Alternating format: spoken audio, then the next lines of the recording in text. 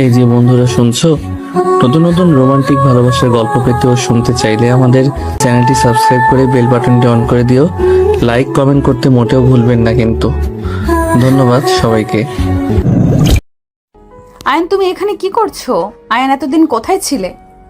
Ma'am, আমার interview নিন। ব্যক্তিগত কথা না বললে খুশি হইতাম। আমি এখানে ইন্টারভিউ দিতে এসেছি। পার্সোনাল ব্যাপারের কোনো কিছু জিজ্ঞেস করবেন না। সরি মিস্টার আয়ান সাহেব, তা আপনি এই চাকরি কেন নিতে চাচ্ছেন? অন্যের ঘাড়ে বসে আর কতদিন খাবো? এইবার নিজের কিছু করা উচিত, তাই চাকরিটা করতে চাই। পড়াশোনার খরচ চালানো, নিজেরও খরচ আছে। নদী আয়নকে আর কিছু প্রশ্ন করতে লাগলো। আয়ন সব প্রশ্নের উত্তর দিতে লাগলো। নদী ইন্টারভিউ নেওয়া শেষ করে বলে, আসতে পারেন, পরে জানিয়ে দেওয়া হবে। ধন্যবাদ ম্যাম। আয়ন উঠে চলে যেতে লাগলো। নদী আয়নের দিকে অসহায় চোখে তাকিয়ে থাকতে লাগলো। ম্যানেজার আরেকজনকে পাঠালে নদী নিজের ভাবনার জগৎ থেকে বের হয়ে ইন্টারভিউ নিতে লাগলো। এক এক করে সবার ইন্টারভিউ নিতে লাগলো। নেওয়া শেষ হলে নদী ক্লান্ত হয়ে বারান্দায় চলে গেল। বাইরের দিকে তাকিয়ে ভাবতে লাগলো। আয়ান আমার উপর এখনো রেগে আছে। রাগ করার কথা, আমি ওর সাথে অনেক অন্যায় করছি। আয়ানকে চাকরিটা দেওয়া উচিত। নদী কথাগুলো ভাবতে লাগলো। 7 দিন পর আয়নের ফোনে SMS আসলে আয়ন মুচকি হাসি দিয়ে বলে, আলহামদুলিল্লাহ, অবশেষে চাকরিটা পেয়ে গেলাম। যাই হোক, রাগ করে চাকরি ছেড়ে দেওয়া যাবে না। টাকার দরকার আছে, সামনে ফর্ম ফিল আপ করা লাগবে, অনেক টাকার ব্যাপার। আয়ন কথাগুলো বলতে লাগলো। 2 দিন পর আয়ন রেডি হয়ে অফিসে চলে গেল। আয়ন নদীর কেবিনের সামনে গিয়ে বলল, ম্যাম আসবো? জি আসেন, ওয়েলকাম আপনাকে। ধন্যবাদ ম্যাম। ম্যানেজারের সাথে দেখা করেন, উনি আপনাকে সব কাজ বুঝিয়ে দেবে। Okay ma'am. আয়ন কেবিন থেকে বের হয়ে গেল। ম্যানেজার রুমের সামনে পড়ল। ম্যাম আসবো? হ্যাঁ আয়ান সাহেব আসেন। আয়ন ভিতরে চলে গেল। রাইসা বসতে বলল। আয়ন বসলো। আয়ন বলে উঠল, আমার কাজটা বুঝিয়ে দিতে বলছে ম্যাম। একটু অপেক্ষা করো। আয়ন বসে থেকে অপেক্ষা করতে লাগলো। 10 মিনিট পর বারান্দা থেকে এসে আয়নকে বুঝিয়ে সব কিছু বলতে লাগলো। আয়ন বলে উঠল, ওকে ম্যাম, ধন্যবাদ। সাবধান, ম্যাম কিন্তু অনেক রাগী, কাজ ঠিকভাবে করো। ঠিক আছে ম্যাম। আয়ন রাইসার কেবিন থেকে বের হয়ে নদীর কেবিনের দরজা খুলে অনুমতি নিবে। আয়নের বুকের ভিতর ঢুক করে উঠল। নদী তাড়াতাড়ি করে ওর বয়ফ্রেন্ড রনিকে সরিয়ে দিল। আয়ান বলে ওঠে, সরি ম্যাম। ও হট করে দরজা খোলার সাহস কে দিয়েছে তোমাকে? নক করে দরজা খুলতে হয়ে পারো না? সরি, বুঝতে পারি নাই। মুডটাই নষ্ট করে দিলে। রনি চুপ করবে? আয়ান, ভেতরে আসেন। ম্যাম আপনারা থাকেন, ফ্রি হইলে আমাকে ডাক দিয়েন। সমস্যা নাই, আপনি আসেন। আয়ন ভিতরে গেল। নদী আয়নকে বলল, ফাইলগুলো গুছিয়ে রেডি করে দাও। আয়ন ফাইলগুলো নিয়ে সোফায় বসলো। টেবিলের উপর রেখে এক এক করে দেখতে লাগলো। আয়নের চোখের কোণায় এক ফোঁটা পানি গড়িয়ে পড়ল। আয়ন সাথে সাথে তা মুছে ফেল। নদী আয়নের চোখে পানি দেখে নিজের অজান্তেই বুকের ভিতর ধক করে উঠল। রনি বলে ওঠে, এই ছেলে, বাইরে গিয়ে ফাইলগুলো দেখো। বাহিরের কোথায় বসে কাজ করব?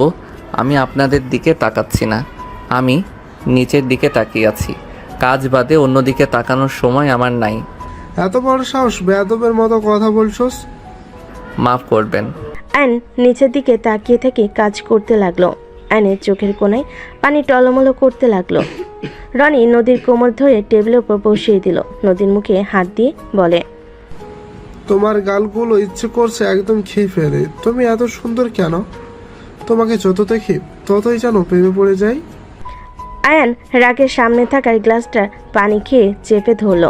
রনি নদীকে কিস করতে যাবে, সাথে সাথেই আয়ন হাতের চাপে গ্লাস ভেঙে যাওয়ার শব্দ পেয়ে নদী চমকে উঠল। পিছনে তাকাতেই আয়নের হাত রক্ত দেখে আয়ন হাত সাথে সাথে মুছতে লাগলো। নদী রনিকে সরিয়ে দিয়ে টেবিলের উপর থেকে নেমে আয়নের হাত ধরতে যাবে। আয়ন সাথে সাথেই বলে ওঠে, সরি ম্যাম, গ্লাসটা ভেঙে ফেলার জন্য। আপনার পেমেন্ট থেকে গ্লাসের দাম রেখে দিয়েন, আমি হাত ধুয়ে আসছি। হাত দাও বলছি। হাতের ভেতরে কাজ ঢুকে গেছে, বারবার সার দিয়ে মুছো। কাচের টুকরোর সাথে তো আরো ক্ষত যাচ্ছে। নদীর কথা শুনে আয়ন চোখের পানি গড়িয়ে পড়তে লাগলো আর হাসতে লাগলো। হা হা। ম্যাম, হাতের ক্ষত থেকে বুকের ভিতরে কতটা তীব্র ব্যথা সেইটা সহ্য করতে পারলে এটা তো কিছুই না ম্যাম। ম্যাম, আপনার ওয়াশরুমে গেলাম। কথাটা বলে ওয়াশরুমের দিকে চলে গেল। নদী চুপ করে আয়নের চলে যাওয়ার দিকে তাকিয়ে দেখতে লাগলো। রনি বিরক্ত হয়ে বলে, এই ছেলেকে তোমার চয়েস করা লাগলো?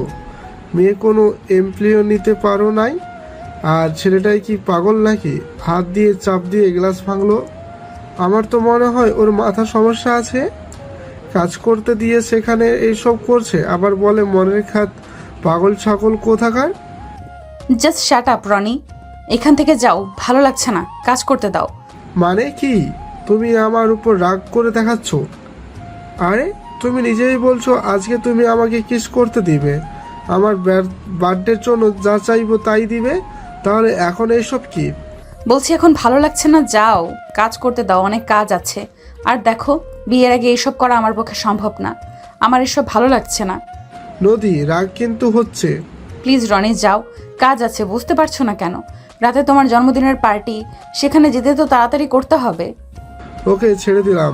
রনি কথাটা বলে বের হয়ে গেল আর মনে মনে ভাবতে লাগলো, শালি এতদিন রিলেশনে একটু কাছে আসতে দেয় না। কত মেয়ে আমার জন্য পাগল, আর এই শালির ভাব কত। পার্টিতে একবার আয়, তোর দেমাগ ভেঙে দেব। অনেক সহ্য করেছি, আর না। রনি কথাগুলো বলে চলে গেল। রনি আয়ন ওয়াশরুম থেকে ফ্রেশ হয়ে বের হলো। আয়ন কাগজের দিকে তাকিয়ে দেখে কাগজের কানিতে রক্ত লাগছে। আয়ন তো বলতে লাগলো, সরি ম্যাম, প্রথম দিনে গন্ডগোল করে দিলাম।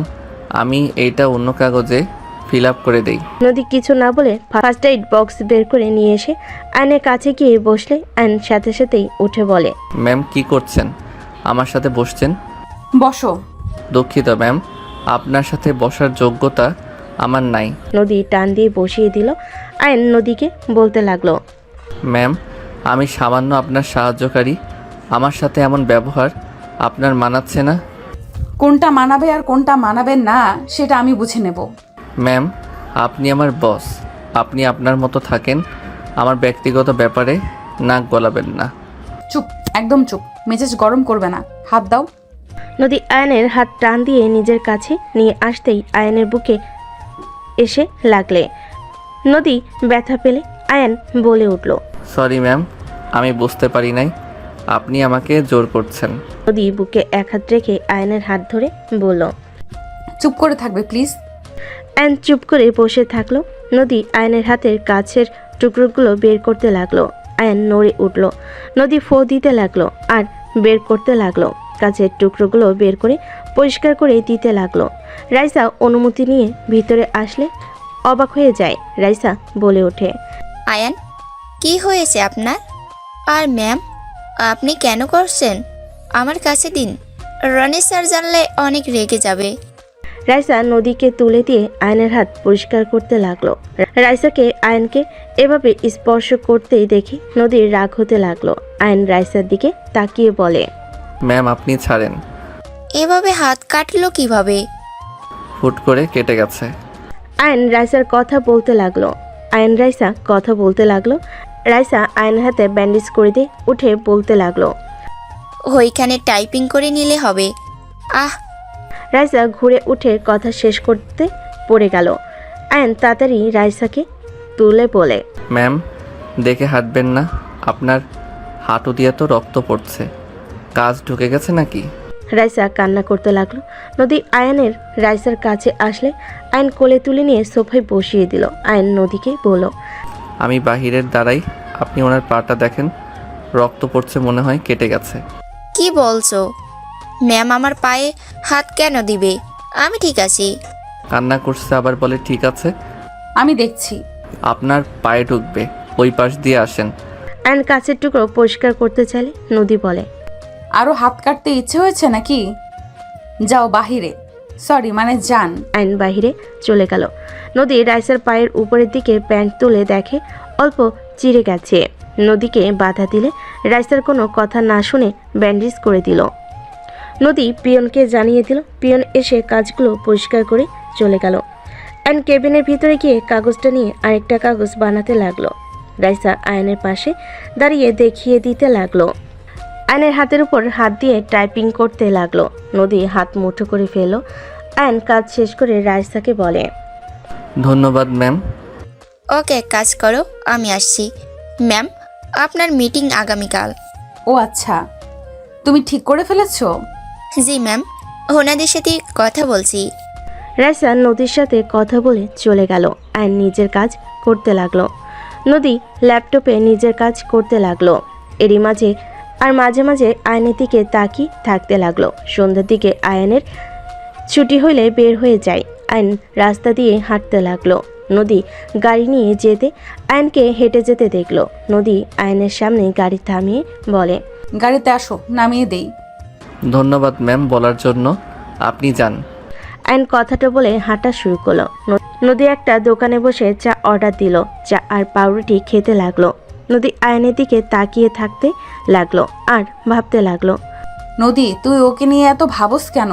তুই তো ওকে ভালোবাসিস না আর সহ্যও করতে পারস না, তাহলে কেন ওকে নিয়ে ভাবছিস? ওই যা ইচ্ছা করুক, তাতে তোর কি? তুই তো রনিকে ভালোবাসিস। তাড়াতাড়ি ওকে ডিভোর্স দিয়ে দিতে হবে। এই বিয়ে তো জোর করে দেওয়া হয়েছিল। নদী কথাগুলো ভাবতে ভাবতেই ড্রাইভারকে চলে যেতে বলল। নদী চলে গেল। আয়ন চা পাউরুটি খেয়ে বিল দিয়ে রাস্তা দিয়ে হাঁটতে লাগলো। ব্রিজের উপর উঠে বসে পড়লো। বসে থেকেই ভাবতে লাগলো। ফ্ল্যাশব্যাক। তুই নিজেকে কি ভাবস? আমার স্বামী, আমি তোমাকে স্বামী হিসেবে মানি না। আমি মরে গেলেও তোকে আমার স্বামী হিসেবে মানবো না। আমি তোকে পছন্দ করি না, জীবনে করবও না। দয়া করে আমার লাইফ থেকে চলে যা। নদী, আমি তো তোমাকে বিয়ে করতে চাই নাই। আমাকে ব্ল্যাকমেইল করে তোমার সাথে বিয়ে দিয়েছে। আমি সত্যি তোমার সাথে কিছু করি নাই। তুমি অজ্ঞান হয়ে গেছিলে। আমি তোমাকে জাস্ট আমার ঘরে জায়গা দিয়েছিলাম। তাহলে তো হয়ে গেল। আমিও তোকে ভালোবাসি না, তুইও না। তাহলে দয়া করে আমার পেছনে পেছনে আসিস না। ডিভোর্স লেটার দিলে সাইন করে দিস। তুমি অসুস্থ, এভাবে এখান থেকে যাওয়া তোমার ঠিক হবে না। আমি তোমার থেকে স্ত্রীর অধিকার চাইবো না। তুমি আমার উপর বিশ্বাস রাখতে পারো। আমি এক মুহূর্ত এখানে থাকবো না। তোকে আমার বিশ্বাস হয় না। আমি তোমার স্বামী, আর আমি যখন বলছি আমি তোমার কাছেও যাব না। Just shut up. আমি তোকে স্বামী হিসেবে মানি না। কতবার বলবো? মানতে হবে না, জ্বরওয়ালা মানুষ শুয়ে থাকেন। অ্যান কথাগুলো বলে ঘর থেকে বের হয়ে গেল। হঠাৎ অ্যান ভাবনার জগৎ থেকে বের হয়ে দেখে ওর সামনে একটা বাচ্চা ছেলে এসে বলছে, ভাইয়া, আমাকে কিছু টাকা দিবেন? অনেক ক্ষুধা লাগছে, আমি 4 দিন ধরে কিছু খাই নাই। অ্যান ছেলেটাকে বলে। তোমার বাবা মা নাই? অ্যানের কথা শুনে ছেলেটা বলে, আমার মা মারা গেছে, বাবা বেঁচে আছে, কিন্তু সেই নতুন মা নিয়ে এসেছে। সেই আমারে বাসা থেকে বের করে দিছে। ছেলেটাকে 20 টাকা বের করে দিয়ে বলে, আমার কাছে এই 20 টাকা আছে, আর কোনো টাকা নাই। আয়নের কথা শুনে ছেলেটা খুশি হয়ে বলে, ধন্যবাদ ভাইয়া। বলে আয়ন ছেলেটাকে 20 টাকা বের করে দিয়ে বলে। আয়ন বলে চলে গেল। আয়ন উঠে ব্রিজের গ্রিল ধরে আকাশের দিকে তাকিয়ে থাকতে লাগলো। রাত 1টা পর্যন্ত ওখানে বসে থাকলো। আয়ন উঠে হাঁটতে লাগলো। হঠাৎ একজনের সাথে ধাক্কা লাগলো। আয়নের ধাক্কা খেয়ে মেয়েটা সোজা আয়নকে নিয়ে পড়ে গেল। আয়ন মাথায় ব্যথা পেল। মেয়েটা ভয়ে কান্না করতে করতে বলে, আমাকে সাহায্য করেন প্লিজ। আয়ন নদীর কণ্ঠ শুনে চমকে গেল। আয়ন নদীকে নিয়ে উঠে পড়ল। এদিকে কিছু ছেলেদের আসতে দেখে আয়ন নদীকে ঘুরিয়ে ঠোঁটের সাথে ঠোঁট বসিয়ে দিল। নদী ছুটতে চাইলে আয়ন নদীর কোমর নিজের সাথে চেপে ধরল। আয়নের হাত সরিয়ে দিতে গেলে নদী হাতে ব্যান্ডেজ দেখে আয়নের শরীরে ঘ্রাণ চুপ করে থাকলো। ছেলেগুলো আয়নদেরকে দেখে হাসতে হাসতে বলতে লাগলো, বা ওইটাও রাগ, এগুলো কিছু পিক তুলে নেই। রাস্তার ভিতরে রোমাঞ্চ। ছেলেগুলো কথাগুলো বলে কিছু পিক তুলে হাসতে হাসতে সামনের দিকে দৌড়ে চলে গেল। আয়ন নদীকে ছেড়ে দিলে নদী আয়নকে দেখে শক্ত করে জড়িয়ে ধরে কান্না করতে করতে বলল, আয়ান, তুমি? আমি তো ভয় পেয়ে গেছিলাম। আয়ন নদীকে সরিয়ে দিয়ে পাজকলে তুলে নিল। নদীকে নিয়ে হাঁটতে লাগলো। নদী আয়নের গলা জড়িয়ে ধরে অঝরে কান্না করতে লাগলো। আয়ন ওইখান থেকে হেঁটে সোজা ওর বাসায় নিয়ে গেল। দরজার সামনে নামিয়ে দিয়ে সেকল খুলে দিয়ে বলল, ভিতরে আসেন। আপনার বাসায় যাওয়ার জন্য গাড়ি এখানে পাওয়া যাবে না, অনেক রাত হয়ে গেছে। এখানে রাতটা থেকে যান, আর না হয় আপনার ড্রাইভারকে কল দেন। আয়ন কথাগুলো বলে ঘরের ভিতর ঢুকে পড়ল। নদী ঘরের ভিতরে ঢুকে সোজা আয়নকে পিছন থেকে জড়িয়ে ধরে হাওয়া করে কান্না করতে লাগলো আর বলতে লাগলো, আয়ান, আমাকে ক্ষমা করে দাও। আমি যার জন্য তোমাকে এত কষ্ট দিয়েছি, অপমান করেছি, সেই মানুষটা আজ আমার ইজ্জত কেড়ে নিতে চেয়েছিল। এইটা আমার পাপের শাস্তি। হাজব্যান্ড থাকতেও আমি বয়ফ্রেন্ডকে আপন ভেবেছি। তুমি আমাকে ক্ষমা করে দাও প্লিজ। আয়ন পিছনের দিকে ঘুরে নদীকে সরিয়ে দিয়ে বলে, কান্না থামান। আমার ঘরে খাবার নাই যে খাইতে দিব। ফ্রেশ হয়ে শুয়ে পড়েন, আর না হয় আপনার ড্রাইভারকে কল দিয়ে আসতে বলেন। আমি কোথাও যাব না, আমার খাবার লাগবে না। আয়ান, দয়া করে আমাকে ক্ষমা করে দাও। আমি তোমার পায়ে পড়ছি, আমাকে একবার ক্ষমা করে দাও। আমি তোমার ভালো স্ত্রী হয়ে সারা জীবন কাটিয়ে দেব। আমি তোমাকে নিয়ে আমার ফ্যামিলির কাছে যাব। আমাদের বিয়ে হয়েছে, আমি সবাইকে বলে দিব। আয়ান প্লিজ আমাকে ক্ষমা করে দাও। আয়ন সাথে সাথে নদীকে বলে, কি করছেন? আপনাকে কিছু বলতে হবে না। আপনার উপরে আমি রেগে নেই ম্যাম। দয়া করে এইসব কথা রাখেন। মাথা ব্যথা করছে। আপনার ড্রাইভারের নাম্বারের কল দেন। আমার ফোন নেই, কোথায় পড়ে গেছে আমি জানি না। ও আচ্ছা, তাহলে আর কি করবেন? এখানে থাকতে হবে। আমার ফোনে টাকা নাই। ওয়েট, আমি চৌকিটা পরিষ্কার করে দেই। আয়ন কাটা অবস্থায় হাত দিয়ে কাজ করতে গেলে আয়নের হাত থেকে বিছানার চাদর নিয়ে বলল, আমি করছি। কাটা হাত নিয়ে কাজ করতে হবে না, তুমি তো ব্যথা পাবে তো। হা হা, হাসি আসছে। আমি জানি কেন হাসছো। I am sorry Ayan. এত সরি বলেন না তো। আয়ন কথাটা বলে পাটি নিয়ে এসে মেঝেতে বিছিয়ে দিয়ে ব্যাগ মাথার নিচে দিয়ে শুয়ে পড়ল। নদী আয়নকে বলল, আয়ান আমার সাথে শুয়ে পড়ো, নিচে সাপ পোকা কামড় দিতে পারে। কিছু হবে না। আপনি ঘুমান আর দয়া করে কান্না করবেন না। মাথায় যন্ত্রণা করছে। আমি মাথায় হাত বুলিয়ে দিব। লাগবে না, দয়া করে শুয়ে পড়েন তো। কথা বলেন না। মাথা ব্যথায় ভালো লাগছে না কথা বলতে। আয়ন কথাগুলো বলেই ঘুমিয়ে গেল। সকালে আয়নের ঘুম ভাঙলে দেখে নদী ওর বুকের উপর মাথা দিয়ে জড়িয়ে ধরে শুয়ে আছে। আয়ন নদীকে আস্তে আস্তে ডাকতে লাগলো। নদীর ঘুম ভাঙলে দেখে আয়ন ডাকছে। নদী আয়নের বুকের উপর থেকে উঠে বলে, তোমার জ্বর নাকি? শরীরে তো গরম কেন? নদী আয়নের কপালে হাত দিয়ে চেক করে দেখে বলল, তোমার তো জ্বরে শরীর পুড়ে যাচ্ছে। আমার কথা ভাবা লাগবে না।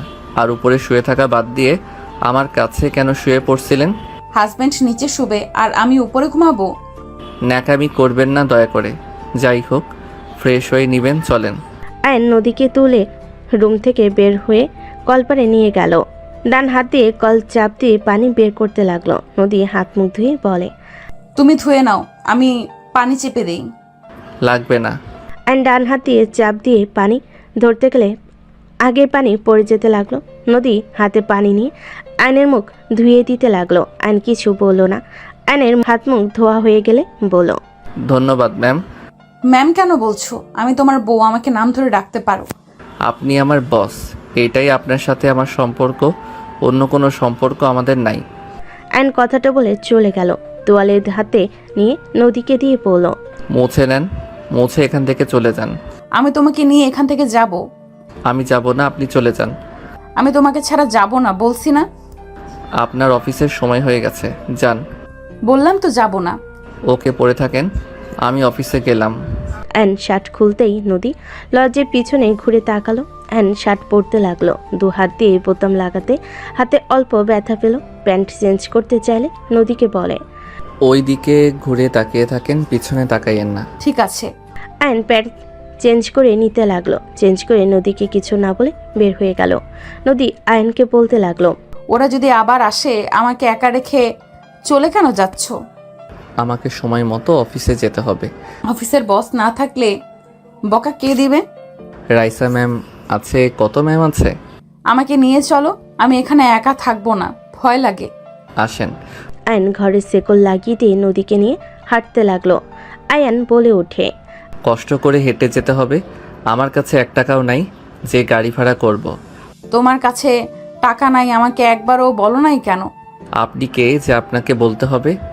তাই বলে না খেয়ে থাকবে নাকি? আর এতদিন কোথায় ছিলে? আপনাকে কোনো কিছু বলতে আগ্রহী না আমি। আয়নের পাশ দিয়ে ওর ফ্রেন্ড গেল। আয়ন বলে ওঠে, রাকিব। অফিসে যাস নাকি? এ শোন, 50 টাকা হবে? আছে। দে, আমি বেতন পাইলে দিয়ে দিব। আমি তোকে বলেছি এখন দিতে। না মানে, টাকা চাইতে শরম লাগে। ফালতু, আমার সামনে ন্যাকামি করবি না। আমি তোর ফ্রেন্ডই নই। আয়ন রাকিবের হাত থেকে টাকা নিয়ে বলল, ধন্যবাদ দোস্ত। এই দিন এইটা দিয়ে বাসায় চলে যান। লাগবে না। নিতে বলছি, নেন। কইলাম তো যাব না, তোমার সাথে হেঁটে যাব। আমার এত ন্যাকামি ভালো লাগছে না। এই নেন, যান চলে। কে রে এটা? কেউ না, তুই যা, আমি যাচ্ছি। আয়ন নদীর হাতে টাকাটা দিয়ে হাঁটা শুরু করে দিল। নদী ওর পিছনে যেতে নিবে, তখন ওর সামনেতেই গাড়ি থামলে নদী চলে গেল। আয়ন অফিসে চলে গেল। অফিসে গিয়ে নদীর কেবিনে গিয়ে বসে থাকতে লাগলো। কেবিনটা গোছাতে লাগলো। গোছানো শেষ করে সোফায় বসে থাকতে লাগলো। নদী 10টার দিকে অফিসে আসলে আয়ন উঠে সালাম দিল। নদী আয়নকে বলল, এগুলো খেয়ে নাও। ম্যাম, আপনি বস হয়ে নাটক করবেন না তো? যা বলছি তাই করো। এত ন্যাকামি করলে আমি আপনার অফিসের জব ছেড়ে দিব। না খেয়ে থাকবে নাকি? গতকাল সন্ধ্যায় চা একটা রুটি খাইছো। দেখো তাড়াতাড়ি খেয়ে নাও, মাথা ঘুরে পড়ে যাবে না খেয়ে থাকলে। এত ভাবা লাগবে না। নদী আয়নের কাছে আসলে আয়ন চলে যেতে নিলে আয়নের হাত ধরে টান মেরে বসিয়ে দিয়ে আয়নের কোলে বসে আয়ন ভেবাচাকে খেয়ে গেল। নদী খাবার হাতে নিয়ে আয়নের মুখের দিকে এগিয়ে দিলে আয়ন মুখ ঘুরিয়ে নিলে নদী আয়নের গালে কিস করে বলে, আমার পিচ্চি বরটা একটু দেখি, এই দিকে ঘুরো না বাবু। ওই যান, দেখি একটু। নদীর মুখে বাবু জান ডাক শুনে রাগে সরিয়ে দিয়ে বলে, একদম আমাকে বাবুজান বলবেন না। আপনার বয়ফ্রেন্ডকে গিয়ে বলেন আমি কারো কিছু হই না। আয়ন রেগে অফিস থেকে বের হয়ে যাবে। তখনই রাইসা ভেতরে ঢুকতেই আয়নের সাথে ধাক্কা লেগে পড়ে যাবে। আয়ন সাথে সাথে রাইসাকে হিরোদের মতো ধরে ফেলো। দুজন একে অপরের চোখের দিকে তাকিয়ে আছে। নদীর রাগ হতে লাগলো। রাইসা, রাইসার সাথে সাথে ভাবনার জগৎ থেকে বের হইলে আয়ন রাইসাকে ছেড়ে দিল। রাইসা আয়নকে বলল, আয়ান কোথাও যাও, এইদিকে আসো। আয়ন রাইসার সাথে গেল। রাইসা বলে ওঠে, ম্যাম, আপনি 11টার দিকে চলে আসেন। আমি আয়ান ওইখানে মিটিংয়ের জন্য রেডি করতে গেলাম। আপনি যান, আয়ান আমার সাথে যাবে। ঠিক আছে, তাহলে আয়ান সব কিছু রেডি করে ম্যামের সাথে চলে আসো। রাইসা চলে গেল। নদী আয়নের হাত ধরে চেয়ারে বসিয়ে দিয়ে বলল, আমি ভুল করছি, এই জন্য এই না যে আমি আমার বয়ফ্রেন্ডকে বাবু জান বলছি। দেখলাম তো যে মানুষ বয়ফ্রেন্ডকে কিস করতে দেয়, সেই মেয়ে যে আর কি করছে সেটা আমাকে আর বোঝাতে হবে না। কি বলতে চাও তুমি? আমার বয়ফ্রেন্ডের সাথে আমি নোংরামি করছি? তো কি, কতবার শারীরিক সম্পর্ক করছেন সেখানে বলেন আপনি বাবুজান বলেন না? আমার কপালে কি বোকা লেখা আছে নাকি? আর কি বলেন আপনার বয়ফ্রেন্ড রেপ করতে দিয়েছিল? So funny. আয়নের কথা শুনে নদীর রাগ কন্ট্রোল করতে পারল না, থাপ্পড় মারল ঠাস ঠাস করে। আয়ন রেগে নদীর হাত ধরে ধাক্কা মেরে ফেলে দিয়ে বলে, কি পাইছস আমাকে? হ্যাঁ, আমি খেলনা পুতুল যে তোর মনের ইচ্ছে শুধু থাপ্পড় মেরে যাবি? তোর অফিসের চাকরি তুই কর, আমাকে করতে হবে না। আল্লাহর কাছে কতবার কইলাম তোর সামনে যেন না পড়ি। সেই তোর অফিসে চাকরি হলো, যত সব ফালতু কপাল নিয়ে জন্মগ্রহণ করছি, সব সময় খালি ঝামেলা লেগে থাকে। আয়ন রেগে কথাগুলো বলে বের হয়ে গেল। নদী চেয়ারের সাথে কপালে ব্যথা পেয়ে ওইখানেই অজ্ঞান হয়ে গেল। আয়ন অফিস থেকে বের হয়ে রাস্তা দিয়ে আনমনে হাঁটছিল। হঠাৎ করে আয়নের সামনে একটা গাড়ি এসে থামলো। আয়ন কিছু বলার আগে কয়েকজন জোর করে আয়নকে তুলে ফেলল। 3 সপ্তাহ পর। ম্যাম, হুট করে ছেলেটা উধাও হয়ে গেল, কোনো খোঁজ খবর নাই। ওনার ঠিকানায় গেলাম, কেউ বলতে পারে না। বাদ দাও, যাই হোক সবাইকে ছুটি দিয়ে দিও, আমি বের হচ্ছি। পর নদী বের হয়ে গেল। গাড়ি নিয়ে সোজা বাসায় চলে গেল। ফ্রেশ হয়ে রেডি হয়ে বাবা মা ভাই বোনের সাথে বের হয়ে গেল। সন্ধ্যার ভিতরে নদীর আব্বুর বড় চাচার বাড়ির সামনে গিয়ে নামলো। 5 জন বাসার ভিতরে গেল। দেখে একজন ফুলদানি টি টেবিলে বাড়ি দিয়ে বলছে, আমি বলছি না আপনাদের সাথে আমি থাকবো না? বারবার কেন আমাকে এখানে নিয়ে আসেন? আমি কতবার বলবো আমি আপনাদের কারোর সাথে সম্পর্ক রাখতে চাই না। দুর্নীতিবাজ সাথে সম্পর্ক রাখার থেকে না খেয়ে মস্ত্রা যাওয়া ভালো। আইন কথাগুলো বলে পিছনে ঘুরে চলে যেতে নিবে। আইন নদী দুজনকে একে অপরকে দেখে চমকে গেল। নদী আইনকে বলল, আপনি এখানে? না থেকে মরে যাওয়া ভালো। এক ঝামেলা শেষ করতে না করতে আবারও আপনি চলে আসলেন। শাট আপ, আমি তোমার পেছনে আসি নাই। তুমি যেখানে ইচ্ছা যাও, এতে আমার কি? আমি এখানে আমার বড় দাদুর বাসায় বেড়াতে এসেছি। কি? কে আপনার দাদু? আয়ান, কি হচ্ছে? নদী মামুনির সাথে বাজে ব্যবহার করবে না। আমাদের সাথে করছো কিছু বলি নেই, দেখে মাথায় উঠো না। এই ছেলেটা তোর ছেলে? হ্যাঁ ভাবি, মামুনি ভিতরে আছেন। আয়নকে দেখলে নদীর রাগ হতে লাগলো। নদী নিজের রাগ কন্ট্রোল করতে না পেরে চলে যেতে নিয়ে না গিয়ে আবার পিছনে কয়েকবার পিছিয়ে এসে আয়নের গালে ঠাস ঠাস করে থাপ্পড় মারল। সবাই চমকে গেল। নদীর থাপ্পড় খেয়ে আয়ন হাত দিয়ে গাল চেপে ধরে বলল, এইটা কি করলেন? আপনার এত বড় সাহস কে দিয়েছে আমাকে মারার? সাহস কোথা থেকে পেলেন? নদী রেগে বলে। আয়নের আগুন ধরে নিচের দিকে নামিয়ে দিয়ে বলল, একদম আমার সামনে আঙুল নাড়িয়ে কথা বলবে না। তোমাকে কেন থাপ্পড় মারছি ভালো করে ভেবে দেখো। তুমি আমাকে ভুয়া পরিচয় দিয়েছো, তুমি আমাকে প্রতিনিয়ত ঠকিয়েছো। নদী কথা শুনে আয়ন হাসতে লাগলো। ঠকিয়েছি আমি? নিজে একটু ভেবে দেখেন তো আসলে কে কাকে ঠকিয়েছে। ম্যাম, আমি যেমন আমি সেইটাই আপনাকে দেখেছি। আমি এই ফ্যামিলিতে থাকি না, আমি আমার মতো চলতে ভালোবাসি। আমি এইসব অন্যায়কারীদের খাবার খেয়ে বাঁচি না, নিজের ইনকামে নিজে চলার চেষ্টা করি। ওই কিসের অন্যায় রে? কি বলতে চাও? হ্যাঁ ম্যাম, আপনার অফিস না, চিল্লাবেন না। নদী, তুই আয়নকে চিনিস? খুব ভালো করে চিনি। বাহ, আপনি আবার আমাকে ভালো করে চেনেন, শুনে ভালো লাগছে। ভাইয়া প্লিজ থামো না, এমন করো না। ভাইয়া প্লিজ যেও না এই বাসা থেকে। আতিয়া আয়নের কাছে এসে জড়িয়ে ধরল। নদী আয়নকে বলল, ন্যাকামি না করে এখান থেকে গেলে কি হয়? না খেয়ে থাকো, তারপর এত জেদ কিভাবে আসে? ম্যাম, কতবার বলবো আমার পার্সোনাল ব্যাপারে নাক গলাবেন না। আয়নের কথা শুনে নদী রেগে বলে, তুমি কি বলতে চাও? তোমার কিসের পার্সোনাল ব্যাপার? তুমি ভুলে যাও না আমি কে। মানি না। আর কোনো কথা আছে? আয়ন চলে যেতে নিলেই নদী আয়নের কলার ধরে টেনে নিজের দিকে ঘুরিয়ে বলে, তুমি না মানার কে? তুমি এই বাসা থেকে এক পাও যেতে পারবে না। তোমার কি লজ্জা করে না বাবা মা ভাই বোনদের কষ্ট দিতে? এত ভালো মানুষ তুমি, নিজে কত অন্যায় করেছো, সেই সব কি তোমার চোখে পড়ে না? আমি কি অন্যায় করলাম? তুমি নিজেই ভেবে দেখো তুমি কি করতে চাইছো, কি করছো। আর তুমি কি বলো ওনারা অন্যায় করে টাকা ইনকাম করছে? একবার ভেবে দেখো তো, এই দুনিয়াতে টাকা ছাড়া চলা কি সহজ? এইসব ওনারা কার জন্য করছে? তোমাদের জন্যই তো নাকি? তুমি এত যে ভাব করছো, তুমি ভেবে দেখো তোমার কাছে শূন্য টাকা আছে, সামান্য চা খাওয়ারও টাকা নাই, না খেয়ে অফিস করো, কলেজে যাও, তারপরও বলবে টাকার কোনো দরকার নেই। কলেজে ফি টাকা কিভাবে জোগাড় করবে? টাকা ছাড়া কোথাও ভর্তি হতে পারছো তুমি? তোমার সাথে তো আমি। নদী আর কিছু না বলে থেমে গেল। আয়ন নদীর কথাগুলো শুনে কিছুটা নরম হয়ে গেল। আয়ন বলে ওঠে, দেখেন, আমি জানি টাকার অনেক দরকার আছে। ওনার বাপের জন্য একটা ফ্যামিলি শেষ হয়ে গেছে। মিথ্যাকে উনি সত্যি বানিয়ে সত্যিকে মিথ্যা বানিয়ে দিয়েছিল। সেখানে বলবেন ওনাদের টাকা আমাকে চলতে হবে। হ্যাঁ, আমার আব্বাই ভুল করেছিল, তার শাস্তি উনি কি কম পেয়েছে? উনি তো নিজের ভুল বুঝে নিজেকে শুধরে নিয়েছে। আর তুই বলছি ওনার অন্যায় টাকা এই সংসার চলে না। আমার নিজস্ব কোম্পানি আছে, তোর চাচু একজন ডাক্তার, তোর আম্মু একজন প্রফেসর। এখানে অন্যায় টাকা কোথা থেকে আসে? একটা ভুলের কারণে আব্বা তোকে ও হারিয়ে ফেললো। তুই এসএসসি পরীক্ষার রেজাল্ট দিন রেগে বাসা থেকে বের হয়ে গেলি। আব্বা মৃত্যু আগে তোকে কতবার দেখতে চেয়েছে, তুই আসিস নাই। তারপর বলবি শাস্তি কম পেয়েছে? আয়ান, আমি বুঝতে পারছি তুমি অন্যায় মেনে নিতে পারো না, বাট অতীতের বিষয় নিয়ে ভেবে বসে থাকলে হবে বলো? এইসব বাদ দিয়ে সবার সাথে থাকার চেষ্টা করো। প্লিজ রাগ করা বন্ধ করে রুমে যাও। আয়ন কিছু না বলে সিঁড়ি বেয়ে চলে গেল। সবার মুখে হাসি ফুটে উঠল। আয়নের আব্বু বলে, ধন্যবাদ আম্মু, ওই তোমার কথা শুনেছে। ধন্যবাদ আপু।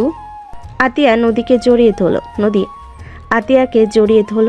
নদী এক এক করে সবার সাথে পরিচয় হতে লাগলো। আয়ন রুমে গিয়ে খাটের উপর বসে থেকে ভাবতে লাগলো, এইটা আবার কোথা থেকে কাজিন হতে আসলো? যত সব সময় খালি আমাকে আঘাত করার জন্য মানুষ চলে আসবেই, যাকে দেখবো না সেই আবার এসে হাজির হইল।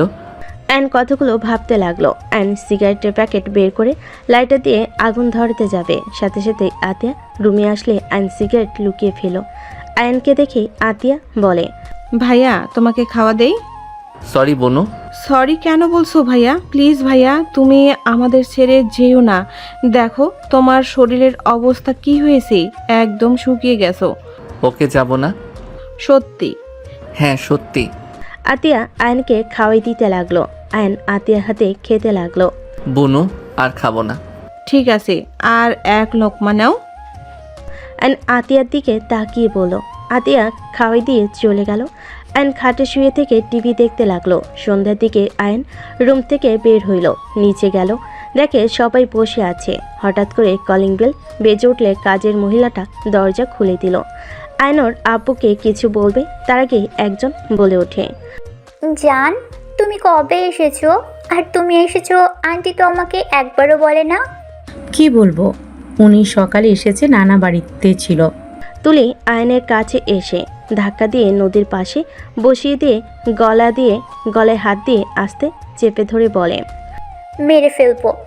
নানা বাড়িতে থেকে আমার কথা মনে পড়ে না, তাই না? বাবা মায়ের সাথে ঝামেলা হয়েছে। আমার সাথে কি হয়েছে? হ্যাঁ, আমার সাথে কেন রাগ দেখাও? তুলি ছাড়ো তো, আমি তোমার উপরে কবে রাগ দেখলাম? আরে শোনো, এখানে বসো, গলা ছাড়ো। আয়নর পাশে বসিয়ে দিয়ে হাত ধরে বলল, শোনো, বড় মামা একটু অসুস্থ ছিল, ওনাকে একটু দেখাশোনা করছি। হসপিটালে নেওয়া, মেডিসিন কেনা, সব কাজ আমাকে একা করতে হয়েছে। আর মুড ভালো ছিল না, রাগ করো না তো। তাই বলে একবার আমাকে বলবে না? আমি গিয়ে তোমাকে সাহায্য করতাম। ওরে পিচ্ছি, করবে আমাকে সাহায্য? হাসবে না বলে দিলাম। ছাড়ো, ফ্রেশ হয়ে আসি আর ছাদে যাও। আমি একটু বের হব। কোথায় যাবে? আমিও যাব। পশ্চিম পাড়া যাব। ও, রূপা আপুদের পাশে যাবে? হুম। ওনার সাথে দেখা হয়েছিল, উনি তোমার কথা জিজ্ঞেস করছিল। ও আচ্ছা, যাবে নাকি আমি একা যাব? আমিও যাব। আঙ্কেল আন্টি আব্বু আম্মু আসলে বলবেন আমি আয়নের সাথে চলে গেছি। ঠিক আছে। আয়ন তুলি বের হয়ে গেল। নদী বলে ওঠে, আন্টি, এই মেয়েকে? আমার ছোট ননদের মেয়ে। আয়নের হবু বউ তাহলে এই মেয়ে? মাশাল্লাহ, দুজনকে অনেক সুন্দর মানিয়েছে। দোয়া করেন ওদের জন্য। মানে ওই মেয়েটা আয়নের হবু বউ? হ্যাঁ। কথাটা শুনে নদী চুপ হয়ে গেল। এদিকে আয়ন তুলি দুজন সাথীদের বাসে গিয়ে সবার সাথে সময় কাটিয়ে রাত 8টায় বাসে আসলো। দুজন হাসাহাসি করে বাসার ভিতরে ঢুকলো। নদী আয়ন তুলির দিকে তাকিয়ে থেকে দেখতে লাগলো। আয়ন তুলির আব্বু আম্মুকে সালাম দিয়ে বলল, শ্বশুর শাশুড়ি ব্যাপার কি? আপনাদের কি আমার বউ ঠিক মতো খেয়াল রাখে না নাকি যে শুকিয়ে গেছেন? আয়নের কথা শুনে সবাই হাসতে লাগলো। তুলির আম্মু কিছু বলার আগেই তুলি কোমরে হাত দিয়ে বলে, বাজে কথা বলবে না। আমার কথা কি তোমার শ্বশুর শাশুড়ি শুনে নাকি? ঠিক মতো খাই না। বড় আপু কত বকা দেয়, তাও দুইজন শুনে না। কিছু বললে বলবে খেতে ইচ্ছে করছে না, তোর 2 বোন খেয়ে নে, চা বানিয়ে দিয়ে যাস। আহারে, বউটাকে শুধু শুধু ভুল বুঝলাম। আয়ন মাথায় আদর দিয়ে সাথে সাথে চুল টেনে দিলে তুলি আয়নের দিকে রাগি লুক নিয়ে তাকাতেই আয়ন অন্যদিকে তাকিয়ে বলে, আমাকে মনে হয় কেউ ডাকছে। কেউ ডাকছে নাকি? কি করছে? ওয়েট। তুলি মারতে যাবে, সাথে সাথে আয়ন দৌড়ে শীতে উঠে মুখ ভেঙচি দিলে সবাই হাসতে লাগলো। নদীর আব্বু বলতে লাগলো, এই দুজন তো দেখি ভাই আর ভাবির মতো ঝগড়া করা শুরু করছে। ঠিক বলেছেন, আর ওনারা এখনো এই কাজগুলো করে। সবাই কথা বলতে লাগলো আর নদী বিরক্ত হয়ে উঠে চলে গেল। আয়ন রুমে গিয়ে ফ্রেশ হয়ে ছাদে চলে গেল। ছাদে গিয়ে দোলনায় বসে থেকে আকাশের দিকে তাকিয়ে থাকতে লাগলো। হঠাৎ করে কেউ একজন বলে উঠল, কি ব্যাপার মিস্টার আয়ন চৌধুরী? হবু স্ত্রীকে রেখে এখানে কি করেন? নদীর কণ্ঠ শুনে আয়ন পিছনের দিকে ঘুরে তাকিয়ে বলল, কি বলতে চান? কি বলবো, যা শুনছেন সেটাই বললাম। ওই আমার কাজিন হবু বউ না? আয়নের কথা শুনে নদী হাসতে লাগলো আর বলতে লাগলো, আয়ন চৌধুরী মিথ্যা কম বলেন। আপনাদের বিয়ে ঠিক করা হয়েছে আর আপনি এমন ভাব করছেন মনে হয় কিছুই জানেন না। আমি বিবাহিত, আমি আবার অন্য কাউকে কেন বিয়ে করব? আপনি বিবাহিত, ডিভোর্স দিয়ে দেন। আর ওই মেয়েটা তো অনেক ভালো, বিয়ে করেন, সুখে থাকবেন। আমি তো নোংরা মেয়ে, ডিভোর্স লেটার পাঠিয়ে দিয়েন। নদীর কথাগুলো বলতেই চোখের কোণায় পানি চলে আসলে সাথে সাথে মুছে ফেলো আর নদীকে বলো, আপনি নোংরা হন বা যাই হন, আপনি আমার স্ত্রী আছেন, আমার স্ত্রী থাকবেন। হাসালেন, আমি আপনার যোগ্য না। আপনি তুলিকে বিয়ে করে নেন আর যত তাড়াতাড়ি পারেন ডিভোর্স লেটার পাঠিয়ে দেব। আপনি যদি পাঠান তাহলে তো আরো ভালো হয়। কি বলতে চান? আমাকে ডিভোর্স দিয়ে আপনি খুশি হবেন নাকি? অবশ্যই, আমি তো জানি আমি কেমন। তাও হুদাই আমার লাইফটা নষ্ট করার কোনো মানে হয় না। এখান থেকে যান, আপনার কোনো কথা শোনার ইচ্ছা আমার নাই। আয়ন কথাটা বলে ঘুরে আকাশের দিকে তাকিয়ে থাকতে লাগলো। নদী চোখের পানি মুছতে মুছতে চলে গেল। আয়ন কিছুক্ষণ থাকলে খাবার খাওয়ার জন্য ডাক দিলে আয়ন নিচে চলে গেল। সবার সাথে বসে খাবার খেতে লাগলো। হঠাৎ করে আয়নের আম্মু বলে, নদীমা, আমার ছেলে রাফিকে তোমার কেমন লাগে? মানে মানে ওর কেমন লাগে তোমার? ওই ভালো নাকি খারাপ? জি অনেক ভালো রাফি ভাইয়া। তোমার কি পছন্দ হয় নাকি আরো কিছুদিন রাফির সাথে মিশে দেখবে? সরি আন্টি, আমি ঠিক আপনার কথা বুঝতে পারছি না। আসলে নদী, তুই রেগে যাবি তাই আমি চুপ ছিলাম। আমরা তোর রাফির বিয়ে ঠিক করে রেখেছি। তোরা দুজন এখন বিবাহর যোগ্য হয়ে গেছস, তাই এখন তুই রাফি একে অপরের সম্পর্কে ভালোভাবে দেখ, দুজন একে অপরের জন্য পারফেক্ট নাকি। নদীর আব্বুর কথা শুনে আয়ন ওর ভাইয়া রাফি আর নদীর দিকে তাকালো। নদী আয়নের দিকে তাকিয়ে থাকলো রাখি লুক নিয়ে। আয়ন মাথা নিচের দিক করে নিল। নদী রেগে বলে, রাফি ভাইয়া অনেক ভালো, ওকে দুজন একে অপরকে দেখে থাকি। যদি আমাদের দুজন একে অপরকে ভালো লাগে তাহলে বিয়ে করব, আপনাদের সবাইকে জানিয়ে দিব। নদীর কথা শুনে সবাই খুশি হলে আয়ন রাগে উঠে পড়ে।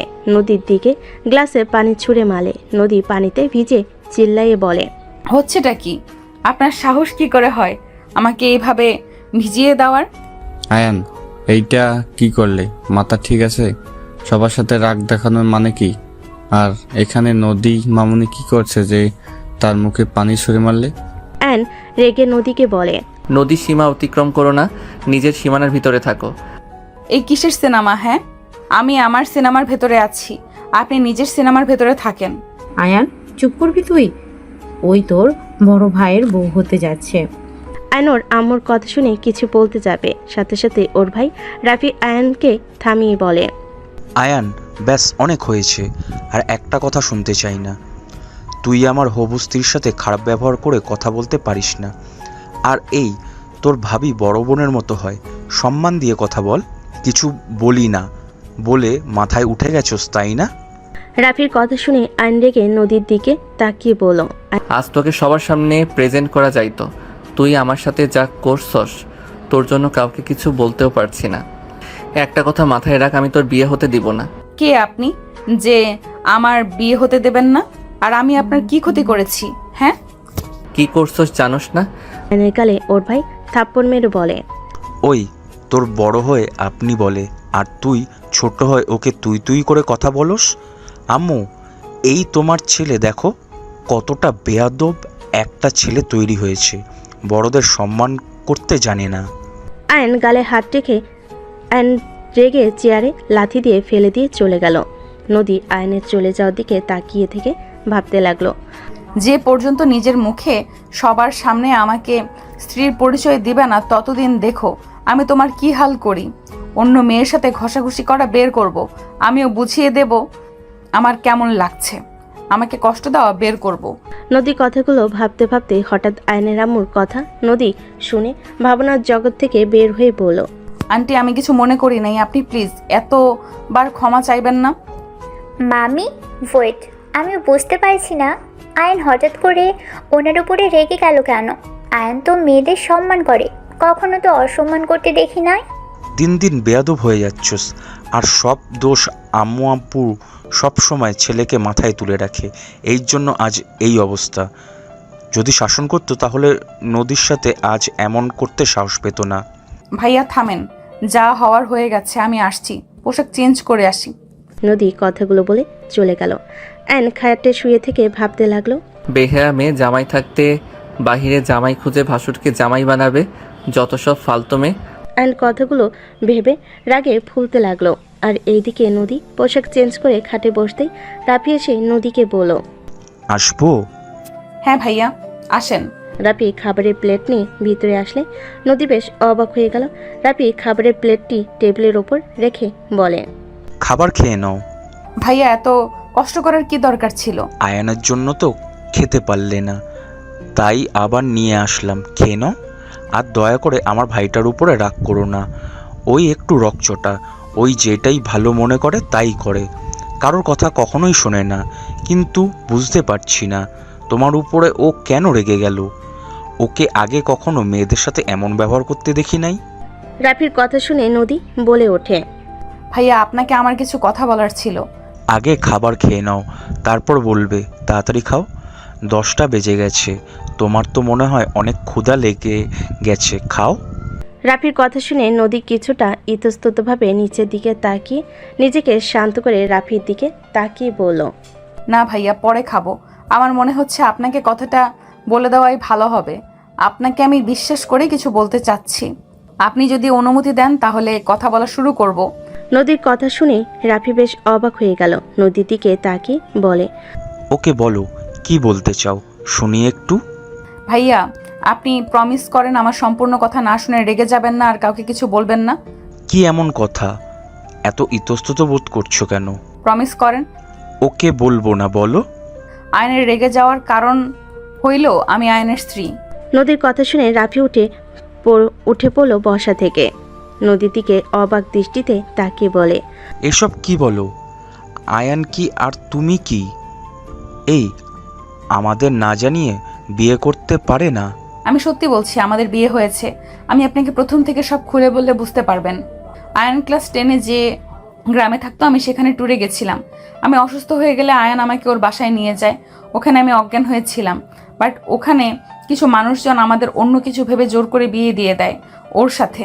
আমার সংসার জীবন 7 দিনের ছিল। কি এত কিছু হয়ে গেছে? আয়ান আমাকে একবারও বলে নাই?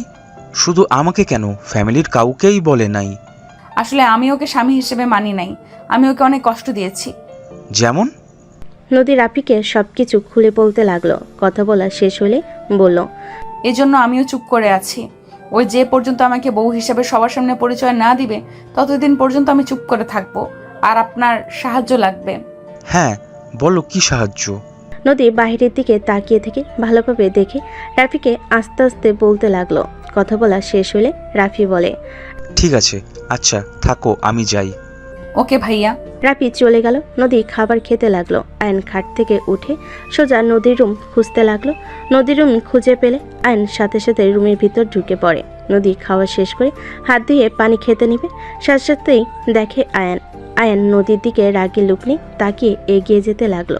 নদী বলে ওঠে, ওই এইভাবে এগিয়ে আসো কেন? আমার বউ, আমি আমার অধিকার চাই। মাথা খারাপ নাকি? ভুলে যেও না আমি তোমার হবু ভাবি হই। ভাবির আগে আমার স্ত্রী, আমার অধিকার আমি কেন ছাড়বো? আয়ন কথাটা বলে দরজা লাগিয়ে দিল। নদী ভয়ে ঢোক গিলতে লাগলো। নদী খাট থেকে নেমে বারান্দার দিকে যাবে, সাথে সাথে আয়ন দৌড়ে নদীর জামা টান দিয়ে ধরলো। নদী ছোটার চেষ্টা করে জামা ছিঁড়ে আয়নের হাতে চলে আসলো। নদী আয়ন দুজনেই থমকে গেল। নদী ঘুরে আয়নের দিকে তাকিয়ে কিছু বলতে যাবে, তার আগেই আয়ন নদীকে টান দিয়ে নিজের ঠোঁটের সাথে ঠোঁট মিলিয়ে দিল। নদী আয়নকে সরিয়ে দেওয়ার চেষ্টা করতে লাগলো। আয়ন জোর করে ধরে কিস করতে লাগলো। আয়ন নদীকে ছুঁড়ে খাটের উপর ফেলে দিল। নদী আয়নকে বলতে লাগলো, আয়ান বেশি কিন্তু হয়ে যাচ্ছে। আয়ান আমার কাছে আসলে আমি কিন্তু চিৎকার করব। কর না করছে কে? তুমি নিজের কন্ট্রোলে আসো। তুমি কি পাগল হয়ে গেছো নাকি? এভাবে জোর করতে পারো না। আমি চাইলে সব করতে পারি। তুই আমার স্ত্রী না, তুই আমার অধিকার দিতে বাধ্য। আমার অনুমতি ছাড়া আমাকে টাচ করতে পারো না তুমি। আমার অনুমতি কোনো দরকার নাই, কারণ আমি থাকতে তুই অন্য ছেলের সাথে রিলেশন করছস। তোর কথার আঘাতে আমি তোকে ছেড়ে চলে গেছিলাম, আবার দিন শেষে তোর সাথে দেখা হলো। দ্বিতীয়বার, 2বার একই কাহিনী। তুই কখনোই আমার লাইফ থেকে সরবি না। একভাবে না একভাবে আমার সামনে চলে আসস। আমি মানছি ভুল করছি, কিন্তু তুমি তো আমাকে ভালোবেসে আমার কাছে আসছো না। তুমি তো আমার উপরে রাগে বসে কাছে আসতে চাচ্ছ। আমি তো তোমার সাথে এইভাবে কাছে আসতে দিতে পারি না। তুমি যখন আমাকে মন থেকে স্ত্রী হিসেবে মেনে নিবে না, সেই দিন আমার কাছে আসবে, সেই দিন আমি তোমাকে বাধা দিব না। তুমি আজ যদি আমার সাথে কিছু করো তাহলে বুঝবো তুমি আমাকে রেপ করছো। রাখ তোর ভালোবাসা। তুই তো ফালতু মেয়ে। তোর একটা ছেলে দিয়ে কখনো হয় না। একটা গেলে আরেকটা ধরস। আয়ান, ওই গলা নামিয়ে কথা বল, একদম আমার উপরে চিল্লাবি না। নদী রেগে খাট থেকে নেমে পড়ল। আমি খারাপ। ভালো কথা, ভালো মেয়ের কাছে যাও। আমার কাছে কেন এসেছো? যাও যাও, ভালো মেয়ের কাছে যাও। একদম ঠিক। আমি কেন তোর কাছে যাব? ইউজ করা জিনিস আমি কেন নিব? কতজনের সাথে শারীরিক সম্পর্ক করছস কে জানে। আয়নের কথা শুনে নদী নিজেকে আর কন্ট্রোল করতে না পেরে আয়নের গালে ঠাস ঠাস করে থাপ্পড় মেরে বলে, বের হয়ে যা আমার চোখের সামনে থেকে। এখন যা। আমি হাজার মানুষের সাথে শারীরিক সম্পর্ক করছি, ভালো করছি, তুই যা এখান থেকে। আর তাড়াতাড়ি ডিভোর্স দিয়ে দিস। তোকে আমি কিছু বলতে চাই না, আমি কেমন আমার আল্লাহ জানে আর আমি জানি। চলে যা আমার সামনে থেকে। তোকে দেখে আমার ঘৃণা হচ্ছে যে নিজের স্ত্রীকে সম্মান করতে জানোস না। আমি শারীরিক সম্পর্ক করছি, তুই দেখাতে পারবি? রনি কোনোদিন একটাও পায় নাই। আর তুই আমাকে বলস আমি হাজার জনের সাথে শারীরিক সম্পর্ক করছি, ভালো করছিস। যা এখান থেকে। নদী রেগে গিয়ে ধাক্কা দিতে দিতে আয়নের রুম থেকে বের করে দিয়ে দরজা লাগিয়ে দিয়ে কান্না করতে লাগলো। আয়ন ওর বেডরুমে চলে গেল। বেডরুমে গিয়ে রাগে দরজা ঠাস করে লাগিয়ে দিয়ে উপর হয়ে শুয়ে পড়ল। সকালে ঘুম ভাঙলে আয়ন তুলির কণ্ঠে ঘুম ভেঙে গেল। আয়ন তুলিকে দেখে বলে, তুমি রুমের ভিতরে কিভাবে আসলে? দরজা ঠেলা দিলাম, খুলে গেছে। ওঠো তাড়াতাড়ি, নিচে চলো, খেয়ে ঘুরতে যাব। কোথায় যাবে? সবাই মিলে গ্রামটা ঘুরে দেখবো। নদী আপু, আঙ্কেল আন্টি সবাই যাবে। চলো তাড়াতাড়ি। যাব না, তুমি যাও। কথা কম বলো, ওঠো বলছি। তুলি আয়নকে জোর করে তুলে ওয়াশরুমে নিয়ে গেল। আয়ন বিরাস করতে লাগলো। তুলি আয়নের দিকে তাকিয়ে থেকে দেখতে লাগলো। আয়ন তুলির দিকে তাকিয়ে বলল, কি ব্যাপার, এভাবে তাকিয়ে থাকো কেন? আয়ন কথাটা বলে ট্যাপ ছেড়ে দিলে সাথে সাথে তুলি পানি নিয়ে আয়নের মুখে ছুঁড়ে মেরে হাসতে লাগলো। আয়ন তুলিকে পানি দিতে গেলে দৌড়ে চলে গেল। আয়ন ফ্রেশ হয়ে বের হয়ে চেঞ্জ করে নিল। নিচে চলে গেল। নিচে গিয়ে দেখে সবাই বসে আছে। রাফি আয়নকে দেখে নদীকে বলল, চলো আমি তোমাকে খাইয়ে দিই। না ভাইয়া, ধন্যবাদ, আমার ক্ষুধা নাই। আরে চলো। রাফি নদীর হাত ধরতেই আয়ন রাগে হাত মুঠো করে নিল। রাফি নদীকে নিয়ে সবার সাথে খাবার টেবিলের সামনে বসলো। আয়নকে দেখে আয়নের আম্মু বলে, আয়ান খেতে আয়। আয়ন ওদের কাছে গেলে তুলি বলে ওঠে, এখানে এসে বসো। আয়ন তুলির কাছে বসলো। নদী আয়নকে দেখে রাফির সাথে হাসি মুখে কথা বলতে লাগলো। রাফি বলে ওঠে, আম্মু আমার প্লেটে খাবার দাও, নদী আমি একসাথে খাবো। রাফির কথা শুনে সবাই মিটিমিটি হাসতে লাগলো। তুলি বলে ওঠে, বাবা ভাইয়া, তুমি এত রোমান্টিক। এই আয়ন ভাইয়ের মতো একটু শিখতে পারো না? মামনি আমার প্লেট দাও, আমরা একসাথে খাবো। এসব ন্যাকামি আমার একদম ভালো লাগে না। তুলি, এসব বাদ দাও। কখনো কারো মতো হওয়ার চেষ্টা করবে না, নিজের মতো থাকার চেষ্টা করবে। আয়ন কথাটা বলে খাবার একা বেড়ে নিতে লাগলো। নদী রাফি ওর দিকে তাকিয়ে থাকলো। আয়ন খাবার খেতে লাগলো নিচের দিকে তাকিয়ে। আয়নের আম্মু সবাইকে খাবার দিতে লাগলো। রাফি নদীকে খাওয়াই দিতে লাগলো। নদী রাফিকে খাওয়াই দিতে যাবে। আয়ন রাগ কন্ট্রোল করে বলল, ভাইয়া, তোমাদের দেখে হবু হাজবেন্ড বউ লাগছে, মনে হচ্ছে বড় ভাই তার ছোট বোনকে খাওয়াই দিচ্ছে। আয়ন কথাটা বলে হাসি দিল। নদী রাগে বলে ওঠে, কি ধরনের কথা বলছেন এইসব? আমরা ভবিষ্যতে হাজব্যান্ড ওয়াইফ হতে যাচ্ছি। আপনার মতো আমার ভাইয়ের কপালে নাই। আয়ান, তোর ব্যবহার কিন্তু খুব খারাপ হয়ে যাচ্ছে। এইসব কি ধরনের কথা বলস? ওই তোর বড় আপু হয়, সম্মান দিয়ে কথা বল। আমি তো সম্মান দিয়ে বললাম ভাইয়া, আর উনি তো সেম ভাই বোনের মতো ব্যবহার করছে। এই যে আতিয়াকে আমি খাওয়াই দিই, আতিয়াও আমাকে খাওয়াই দেয়।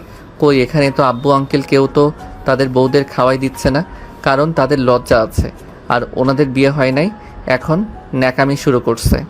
তুই কি বলতে চাস আয়ান, আমাদের লজ্জা কম নাকি? হবু বউকে খাইয়ে দেওয়া খারাপ নাকি? আমার তো হবু বউ আছে, কই আমি তো এত ন্যাকামি করছি না। আর ওই যেহেতু এখনও স্ত্রী হয় নাই, ওর উপরে আমার কোনো অধিকার থাকার কথা না। সেখানে ওই এখনও পরনারী, তার আশেপাশে তো থাকা উচিত না। এখন বলতে পারো তুলির পাশে কেন বসলাম? তুলি আমার কাজিন, আমরা ছোট থেকে একসাথে খেলাধুলা করছি, পড়াশোনা সব একসাথে।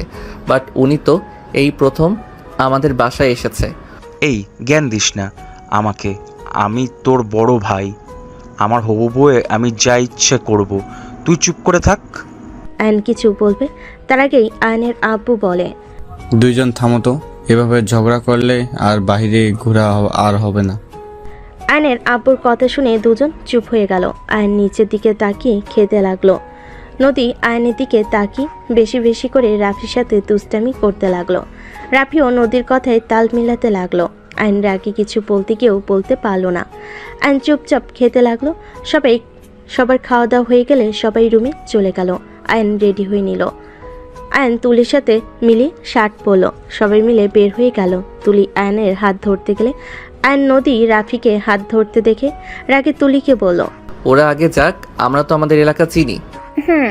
ওরা সবাই আগে যেতে লাগলো। আইন তুলি আস্তে আস্তে টুকটাক কথা বলতে বলতে যেতে লাগলো। এদিকে নদীর রাগ হতে লাগলো। নদী রাফিকে বলল, আমি আইসক্রিম খাবো, আমাকে কিনে দেন না। চলো মাঠের কাছে যাই, কিনে দিই। নদী রাফি আইসক্রিম কিনতে মাঠের কাছে গেল। আয়ন তুলির হাত ধরে নিয়ে গেল। আইসক্রিম চাইতেই আয়ন বলে, মামা আমাদের 3টা দেন। আতিয়া তুই এদিকে আয়।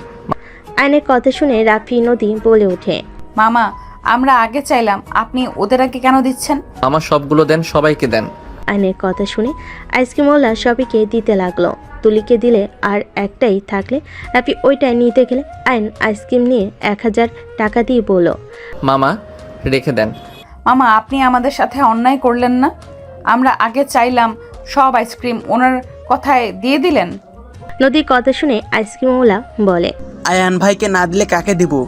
উনি আমাদের সাহায্য না করলে আমরা আজ ব্যবসা করে খেতে পারতাম না। এই দোকান যত আইসক্রিম আছে সব ওনার জন্য আছে। উনি ফ্রিতে চাইলেও এখানে যত দোকানদার আছে সবাই ওনাকে দিবে। সামান্য টাকা নিয়ে কি আমি আয়ান ভাইকে আইসক্রিম দেওয়া বাদ দিয়ে দিব নাকি? লোকটা কথা শুনে নদী কিছু না বলে রাফিক নিয়ে চলে যেতে লাগলো। আয়ন মিটি করে হাসতে লাগলো। আয়ান, এটা কি ঠিক করলে? নদী আপুকে আইসক্রিম দিলে না কেন? আমি কি করলাম? এখানে তো একটাই আইসক্রিম আছে, আমার গলা শুকিয়ে গেছে। আমি খাওয়া বাদে অন্য কাউকে দিয়ে মানব সেবা করতে পারবো না। এইটা কেমন কথা? আমি তো আগে দেখেছি তুমি না খেয়ে অন্যদের দিয়ে দিতে, সেখানে আজ এই ধরনের কথা বলছো? সবাই সারা জীবন এক থাকে না, সবাই পরিবর্তন হয়, সেখানে আমিও হয়েছি। বাদ দাও, চলো হাঁটি। আয়ন আইসক্রিম খাওয়া বাদ দিয়ে আইসক্রিম হাতে নিয়ে তুলির সাথে হাঁটতে লাগলো। সামনের দিকে এগিয়ে গেল। রাফি আয়নের দিকে তাকিয়ে বলে, আইসক্রিম খাচ্ছিস না? নদীকে দিলে কি সমস্যা রে? গলিয়ে ফেলে দিচ্ছিস, তাও নদীকে দিচ্ছিস না। আমার জিনিস আমি খাবো না, দরকার হলে ফেলে দিব, তারপর কাউকে দিব না। রাফি ভাইয়া চুপ করেন, ওর জিনিস খাওয়ার কোনো ইচ্ছে নাই।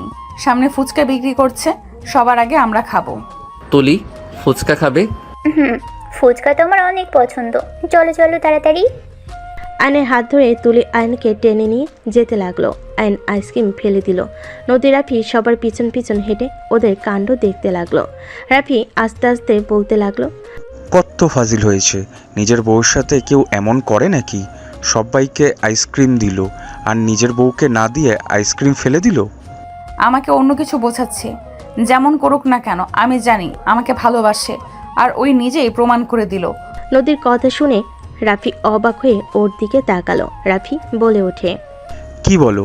এখানে তো তোমার সাথে অন্যায় করলো, সেখানে তোমাকে কিভাবে ভালোবাসলো? রাফির কথা শুনে নদী মিষ্টি করে হেসে বলে, ওই আমাকেও খেতে দেয় নাই, নিজেও কিন্তু খায় নাই। পারলে কিন্তু ওই আমাকে দেখিয়ে দেখিয়ে খেতে পারতো, কিন্তু ওই খায় নাই। কারণ আমি খাই নাই দেখে ওর রাগের বশে যাই করুক না কেন, ওই আমাকে ভালোবাসে। ওই নিজের অজান্তে প্রমাণ করে দেয়। নদীর কথা শুনে রাফি অবাক চোখে তাকালো। রাফি কিছু বলার আগে নদী আয়নকে দেখে রাফির হাত ধরে ওদের সামনে 2টা চেয়ারে বসলো। নদী 1 প্লেট ফুচকা অর্ডার দিল। আয়ন ওদের দেখেও না দেখার ভান করে অন্যদিকে তাকিয়ে থাকতে লাগলো। সবাইকে ফুচকা দিতে লাগলো। লাস্টের দিকে আয়ন নদীকে দিলে আয়ন ফুচকা মুখে দিল। নদী রাফিকে খাওয়াই দিতে লাগলো। রাফি নদীকে খাওয়াই দিতে লাগলো। আয়নের রাগ হইল, কিছু না বলে আয়ন তুলির দিকে এগিয়ে দিলে তুলি অবাক হয়ে তাকিয়ে বলে, তুমি খাওয়াই দিবা? আমি কি স্বপ্ন দেখছি নাকি? আরে খাও, এত অবাক হবার কি আছে? আমি তো তোমার হবু হাজবেন্ড। আয়নের কথা শুনে তুলি খুশি হয়ে ফুচকা মুখে নিল।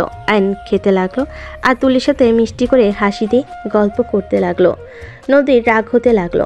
রাফি কানে কানে বলতে লাগলো, কুল, রাগ করলে তো হেরে যাবে। নদী শান্ত হলো। আয়ন তুলিকে এভাবে হাসি খুশি দেখে সবাই অনেক খুশি হলো। হঠাৎ করে একজন এসে বলে ওঠে, কিরে ভাই, আমাকে রেখে একা একা খাচ্ছিস? আরে আপু যে, আসো। মামা আপুকে 1 প্লেট দেন। তোর প্লেট থেকে খাবো।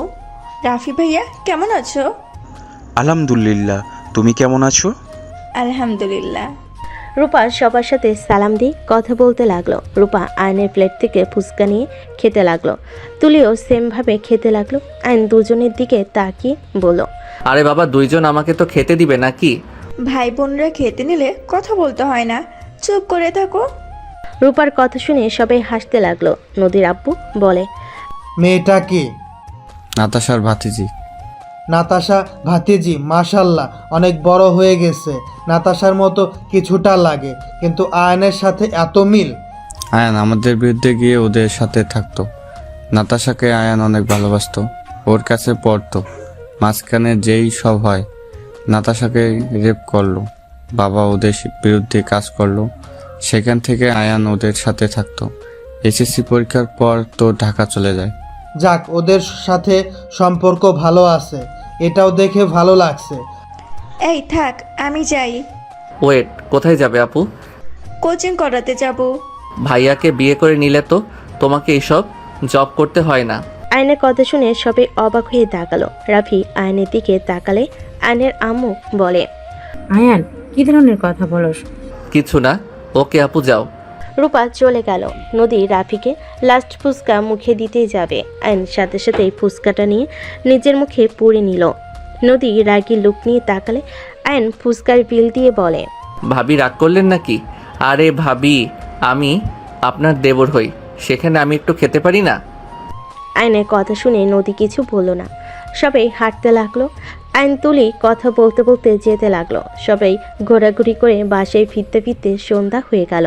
হঠাৎ করে নদী চিৎকার দিয়ে উঠল। সবাই পিছনের দিকে তাকালে নদীর আম্মু বলতে লাগলো, কি হয়েছে আম্মু? নদী কথাটা বলতেই আইন নদীর কণ্ঠ শুনে বুকের ভিতর ধুপ করে উঠল। আইন ফোনের টর্চ জ্বালিয়ে দৌড়ে নদীর কাছে গেল। সবাই কাছে আসলে নদী পড়ে যেতে নিলে রাফি ধরার আগেই আয়ন ধরে বলল, নদী, এই নদী কি হয়েছে? এই নদী কথা বলো। আয়ান আমাকে কিছু কামড় দিয়েছে। নদী কথাগুলো বলে জোরে জোরে কান্না করতে লাগলো। আয়ন নদীর পায়ের দিকে তাকিয়ে চমকে উঠল। আয়ন তাড়াতাড়ি করে নদীর পায়ের কাছে বসলো। কোনো কিছু না ভেবে আয়ন নদীর পায়ে রক্ত চুষতে লাগলো। সবাই ইতস্তত হয়ে গেল। নদীর আম্মু বলে, আয়ন পাগল হয়ে গেছিস নাকি? সাপে কামড় দিয়ে থাকলে তুই তো মারা যাবি। আয়ন থাম বলছি, ওর পা বাঁধতে হবে, সামনে হসপিটাল আছে। আয়ান কি করছো? তুমি তো মারা যাবে। আয়ান আমার পা ছাড়ো। আয়ান প্লিজ পা ছাড়ো। আয়ন কারো কোনো কথা না শুনে পায়ে রক্ত চুষে ফেলতে লাগলো। আয়নকে তুলি ধাক্কা দিয়ে বলে, পাগল হয়ে গেছো? তুমি মারা যাবে? সামনে হসপিটাল আছে, আবুকে নিয়ে চলো। আয়ন তুলিকে কিছু না বলে নদীর পা ধরতে যাবে। নদী হাঁটু গেড়ে বসে আয়নের দুই গাল ধরে বলতে লাগলো, এসব কি করছো? আমাকে সাপে কাটে নাই, আমি একদম ঠিক আছি। গাছের ডালের সাথে কেটে গেছে। নদীর কথা শুনে আয়নের রাগ উঠে গেল। আয়ন উঠে নদীকে সজোরে থাপ্পড় মারল। আয়ন রেগে কান্নামাখা কণ্ঠে বলল, নেক্সট টাইম এমন ফালতু অভিনয় করলে তোর খবর আছে। ফালতু মেয়ে কোথাকার। আমি মরে গেলে তোমার কি? আমি তো জঘন্যতম মেয়ে, ফালতু খারাপ মেয়ে, পতিতা মেয়ে। তাহলে আমার জন্য কোনো কিছু না ভেবে বিষের রক্ত বের করতে গেছো কেন? চুপ কর। আমার ইচ্ছে হইলে আমি তোকে খারাপ বলবো, যা ইচ্ছে তাই বলবো। আমার সামনে আর নাটক করবি না। খারাপ মেয়ের জন্য এত না ভাবলেও হবে। আয়ন নদীর কথা শুনে ধাক্কা দিয়ে সরিয়ে দিয়ে চলে গেল। রাফি নদীকে ধরল। সবাই অবাক দৃষ্টিতে তাকিয়ে থাকলো। তুলি বলে ওঠে, এটা কি হলো? আপনাকে ও সহ্য করতে পারে না, আর সেখানে আপনাকে সাপে কেটেছে শুনে কোনো কথা নাই, বার্তা নাই, সোজা রক্ত চুষতে লাগলো। একবারও ভাবলো না ও মারা যেতে পারে? আমরা বাবা মা হয়ে অতটাও সাহস পেলাম না, আর সেখানে আয়ান কিনা যাকে সহ্য করতে পারে না তার জন্য নিজের জীবন ঝুঁকিতে ফেলতেও রাজি। এইসব কথা বাদ দেন, সবাই চলেন। রাফি নদীকে কোলে তুলে নিয়ে হাঁটতে লাগলো। সবাই বাসায় চলে গেল। আর নিজের রুমে গিয়ে ফ্রেশ হয়ে শুয়ে পড়ল। সকালে ঘুম ভাঙলে ফ্রেশ হয়ে ফোনে সিম তুলে নিজে চলে গেল। নিচে গিয়ে দেখে সবাই বসে আছে। আইন সোফায় বসে থেকে কারোর সাথে কথা বলল না, চুপচাপ বসে থেকে ফেসবুকিং করতে লাগলো। হঠাৎ করে আয়নের ফোন বেজে উঠলেই আয়ন কল রিসিভ করে বলল, আসসালামু আলাইকুম। কে? ওয়ালাইকুম আসসালাম, আমি আপনার ম্যাম রাইসা। আয়ান সাহেব, আপনার ফোন বন্ধ কেন? সরি ম্যাম, আমি তো গ্রামে চলে এসেছি আর সিমটা খুলে রেখেছিলাম, আজকে তুলছি। হুট করে উদাও হয়ে গেলেন কেন? আপনাকে কোথাও পাচ্ছি না। আমার অভ্যাস এইটাই তো, আর আমার পরীক্ষা কয়েকদিন পর, তাই জবটা করা সম্ভব হচ্ছে না। হো আচ্ছা, ঠিক আছে, আমি ম্যামকে জানিয়ে দেব। হুট করে এভাবে চাকরিটা ছাড়া ম্যাম যে কিভাবে নিবে আল্লাহ ভালো জানে। আপনি চিন্তা করেন না, ম্যামকে আমি বলে দিব, আর আপনার উপরে চিল্লাবে না। চিন্তা করেন না তো। ম্যাম কল দিচ্ছে। রাইসার কথা শুনে আয়ন নদীর হাত থেকে ফোন নিয়ে কেটে দিয়ে রাইসার সাথে কথা বলতে লাগলো। কথা বলা শেষ করে নদীর দিকে এগিয়ে দিলে নদী টান দিয়ে ফোন কেড়ে নিল। নদী বলে ওঠে, রাইসার সাথে কিসের কথা শুনি? আর এত দাঁত কেলিয়ে কথা বলার মানে কি? প্রেম করার ইচ্ছা আছে, ওনাকে পটান দরকার। আমার পটাতে পারলে আরামে শুয়ে বসে থেকে খেতে পারবো। আর ওনার মতো সুন্দরী বউ, ওনার হাসি দেখলে মন চায় সারাদিন দেখি তাকে। আয়নের কথা শুনে তুলি নদী রেগে গেল। তুলি কিছু বলার আগেই নদী ঠাস ঠাস করে থাপ্পড় মেরে দিল। তুলি এসে আয়নের চুল ধরে বলে, কুত্তার বিড়াল, আমি তোর হবু বউ থাকতে অন্য মেয়ের সাথে প্রেম করতে চাস? আমার সামনে তুই অন্য মেয়ের কথা কিভাবে বলিস? তুলি ছাড়ো, তুলি লাগছে, চুল ছাড়ো বলছি। ছাড়বো না। তুই ওই মেয়ের সাথে প্রেম করবি তাই না? দেখাচ্ছি মজা তোকে। উফ, ছাড়ো তো। আয়ন তুলির হাত ধরে পিছনের দিকে ঘুরিয়ে ধরলে নদী আয়নের কলার ধরে বলল, বিয়ের আগেই তুলি কি এইভাবে কেন ধরেছো? ছাড়ো বলছি। আমার মন ইচ্ছে। আপনার কোনো সমস্যা? সরেন। আমারও লাথি মারতে ইচ্ছে করছে। নদী আয়নের চুল ধরে নিচে ফেলে দিল। আয়নকে কিল ঘুষি মারতে লাগলো। আয়ন টান মেরে নদীকে চেপে ধরে বলল, খুব হাত চলে তাই না? আমি ধরলে পারবেন? নদী আয়নের স্পর্শে কেঁপে উঠল। আয়নের আম্মু বলল, আয়ান নদীকে ছাড়, ও ব্যথা পাবে কিন্তু। বাহ, আমাকে এতক্ষণ ধরে মারলো, কারো কোনো প্রতিবাদ আসলো না। আমি ধরছি তখন যত প্রতিবাদ করার মানুষ, তাই না? আয়ন কথাটা বলে নদীকে কাতুকুতু দিতে লাগলো। তুলির সাথে সাথে আয়নকে ধরে বলে, আয়ান কি করছো? উনি ভাবি হতে যাচ্ছে, ওনার শরীরে কেন হাত দিচ্ছ? তুলি থামো, ওরা ভাবিদের যা ইচ্ছে করুক গা। আর নদীকে সরিয়ে দিয়ে বসা থেকে দাঁড়িয়ে চুল ঠিক করতে লাগলো। দুজনের দিকে তাকিয়ে বলল, আমার চুল মনে পাবলিকে যার যেমন ইচ্ছে টান দিতে আসছে। আয়ান, আমার কিন্তু এবার মেজাজ গরম হচ্ছে। ওনার সাথে কি সম্পর্ক তোমার? কার সাথে? যার সাথে ফোনে কথা বলতে। আইন কিছু বলতে যাবে তার আগে ফোনটা বেজে উঠল। আইন কলটা রিসিভ করলো। আসসালামু আলাইকুম। ওয়ালাইকুম আসসালাম। কি রে, তোর কি অবস্থা? ফোন বন্ধ কেন রাখছিলি? কারো সাথে যোগাযোগ রাখতে চাই নাই। যাই হোক, তোর বিকাশে কিছু টাকা গেছে, চেক করছস? এত টাকা কেন দিয়েছস? গ্রামে আসবি কবে? গ্রামে এসেছি রাত্রে। আমাদের বাসায় আয়। তুই বাসায় নাকি? আচ্ছা, মাঠের ওইদিকে আয়, আমি ওইখানে যাব। ঠিক আছে। আইন কল কেটে দিয়ে তুলিকে বলল, বাহিরে যাবে নাকি? আমার প্রশ্নের উত্তর দাও। আমি ওনার কোম্পানিতে জব নিয়েছিলাম, আর রাইসা উনি ওনার অফিসের ম্যানেজার। কি, তুই নদী মামুনির অফিসে জব করতি? হ্যাঁ, যাই হোক, যাবে নাকি না? যাব। আইন তুলিকে নিয়ে বের হয়ে গেল। নদী আয়নের চলে যাওয়ার দিকে তাকিয়ে থেকে কিছু না বলে রুমে চলে গেল। এদিকে আয়ন তুলিকে নিয়ে মাঠের ওই দিকে গিয়ে সব ফ্রেন্ডের সাথে দেখা করলো। রাকিবকে দেখে তুলি বলে ওঠে, আরে রাকিব, তুই? আমি। কেমন আছিস? আলহামদুলিল্লাহ। জব করে এসো স্ট্রিটে? দিব তো। আমি কি তোর মতো কিপটা নাকি? আমি কি কিপটামি করলাম? কি কিপটামি করছস তা জানি না, মন চাইলো কইতে তাই কইলাম। রাকিবের কথা শুনে সবাই হাসতে লাগলো। তুলি রাকিবকে মারতে লাগলো। আয়ান বলে ওঠে, নিথাম দুইজন। রাকিব, তোর সাথে কথা ছিল, আর তুলি তোমাকেও কিছু কথা বলার আছে। কি কথা? কি রে? কি, তোরা থাক, আমরা আসছি। আয়ন বাইকে উঠলে দুজন উঠে বসলো। নদীর পাড়ে তিনজন চলে গেল। তিনজন বাইক থামিয়ে নদীর পাড়ে বসে পড়লো।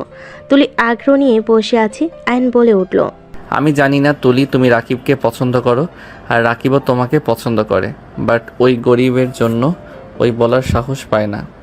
আয়নের কথা শুনে দুজন অবাক হয়ে তাকালো।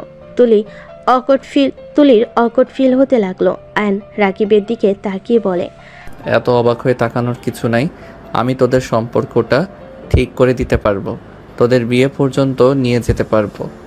তুলির আমার সাথে বিয়ে হইলে কখনোই সুখে হবে না। আমার ঘরে থাকার মতো অবস্থান নাই। বাজে কথা বলিস না। তোরা থাকোস না নাকি? তুই থাকতে পারলে তুলিও পারবে। শোন, ফুপির একটা মেয়ে, আর ছেলে হিসেবে তুইও অনেক ভালো। একটা মেয়ে জামাই ওনারা বুঝে নিবে। তুলি, তোমাদের যদি মেনেও না নেয় তুমি ওর বাসায় থাকতে পারবে না। কেন পারবো না? অবশ্যই পারবো, কিন্তু রাকিব তো অন্য কাউকে ভালোবাসে। আমি আবার কাকে ভালোবাসি? রাকিবের কথা শুনে তুলি ওর ফোন থেকে একটা ছবি বের করে বলল, এই মেয়েটা কে? এইটা তুই কোথায় পাইলি? আরে এইটা তো আমার মামাতো বোন ছিল, ওর তো বিয়েও হয়ে গেছে। আর ওই পায়ে ব্যথা পেয়েছিল, তাই কোলে করে নিয়ে গেছি। এখানে প্রেমের কি ছিল? রাকিবের কথা শুনে তুলি বলে, কুত্তা, আমি অন্য কিছু ভেবে কষ্ট পেয়েছি। তুই কি সত্যি আমাকে ভালোবাসস? জানি না। আমি আসছি, আমার কাজ আছে। আয়ান ওইখান থেকে উঠে বলল। রাকিব বলল, বাইক রেখে যাব নাকি? যা ভাগ শালা। কাকে শালা বলস? আমি তোর দুলাভাই লাগি, তুই তো আমার শালাই হবি। বিয়ে না করলে তোর কাজিনকে বিয়ে করে তোকে শালা বানাইতাম। আয়নের কথা শুনে দুজন অবাক হয়ে তাকালো। তুলি বলে ওঠে, তুমি বিবাহিত মানে? হ্যাঁ আমি বিবাহিত, বাকিটা রাকিবের থেকে শুনে নিও। বাই। আয়ান বাইকে উঠে চলে গেল। এদিকে রাকিব তুলি দুজনে ভুল বোঝাবুঝি শেষ করে মিল হয়ে গেল। আয়ান বাইক নিয়ে সোজা বাসায় চলে গেল। বাসার ভিতরে গেলে দেখে নদী আতিয়ার হাতে মেহেদি দিয়ে দিচ্ছে। রাফি আর সবাই পাশে বসে আছে। আতিয়া বলছে, বাহ ভাবি, আপনি তো সব দিক দিয়ে এক্সপার্ট। ভাইয়া তুমি তো ভাগ্যবান, ভাবির মতো সুন্দর ভালো একটা মেয়ে বউ হিসেবে পেতে যাচ্ছ। নদীর সামনের দিকে তাকাতেই আয়নকে দেখে নদী বলে, আমিও তো ভাগ্যবতী, ওনার মতো সুন্দর মনের মানুষ পেতে যাচ্ছি। ওনাকে যে স্বামী হিসেবে পাবে, তার জীবনে আর কি চাই বলেন? যাহ বউ, এইভাবে বলো না, আমার বড্ড লজ্জা লাগছে। ওগো মোর হবু বরটা। নদী রাফির কথা শুনে আয়নের রাগ কন্ট্রোল করতে পারল না। আর নদীর সামনে গিয়ে বলল, মাই ডিয়ার হবু ভাবি, মেহেদি দেওয়া শেষ হইলে রেডি হয়েন। আমার বউকে কোথায় নিয়ে যাবি? ভাইয়া তোমার সাথে কথা বলতে চাচ্ছি না। ওই কানে কি গেছে, কি বলছি আপনাকে? আমি কোথাও যেতে পারবো না। আমি নিয়ে যেতে চাচ্ছি, আপনি যাবেন।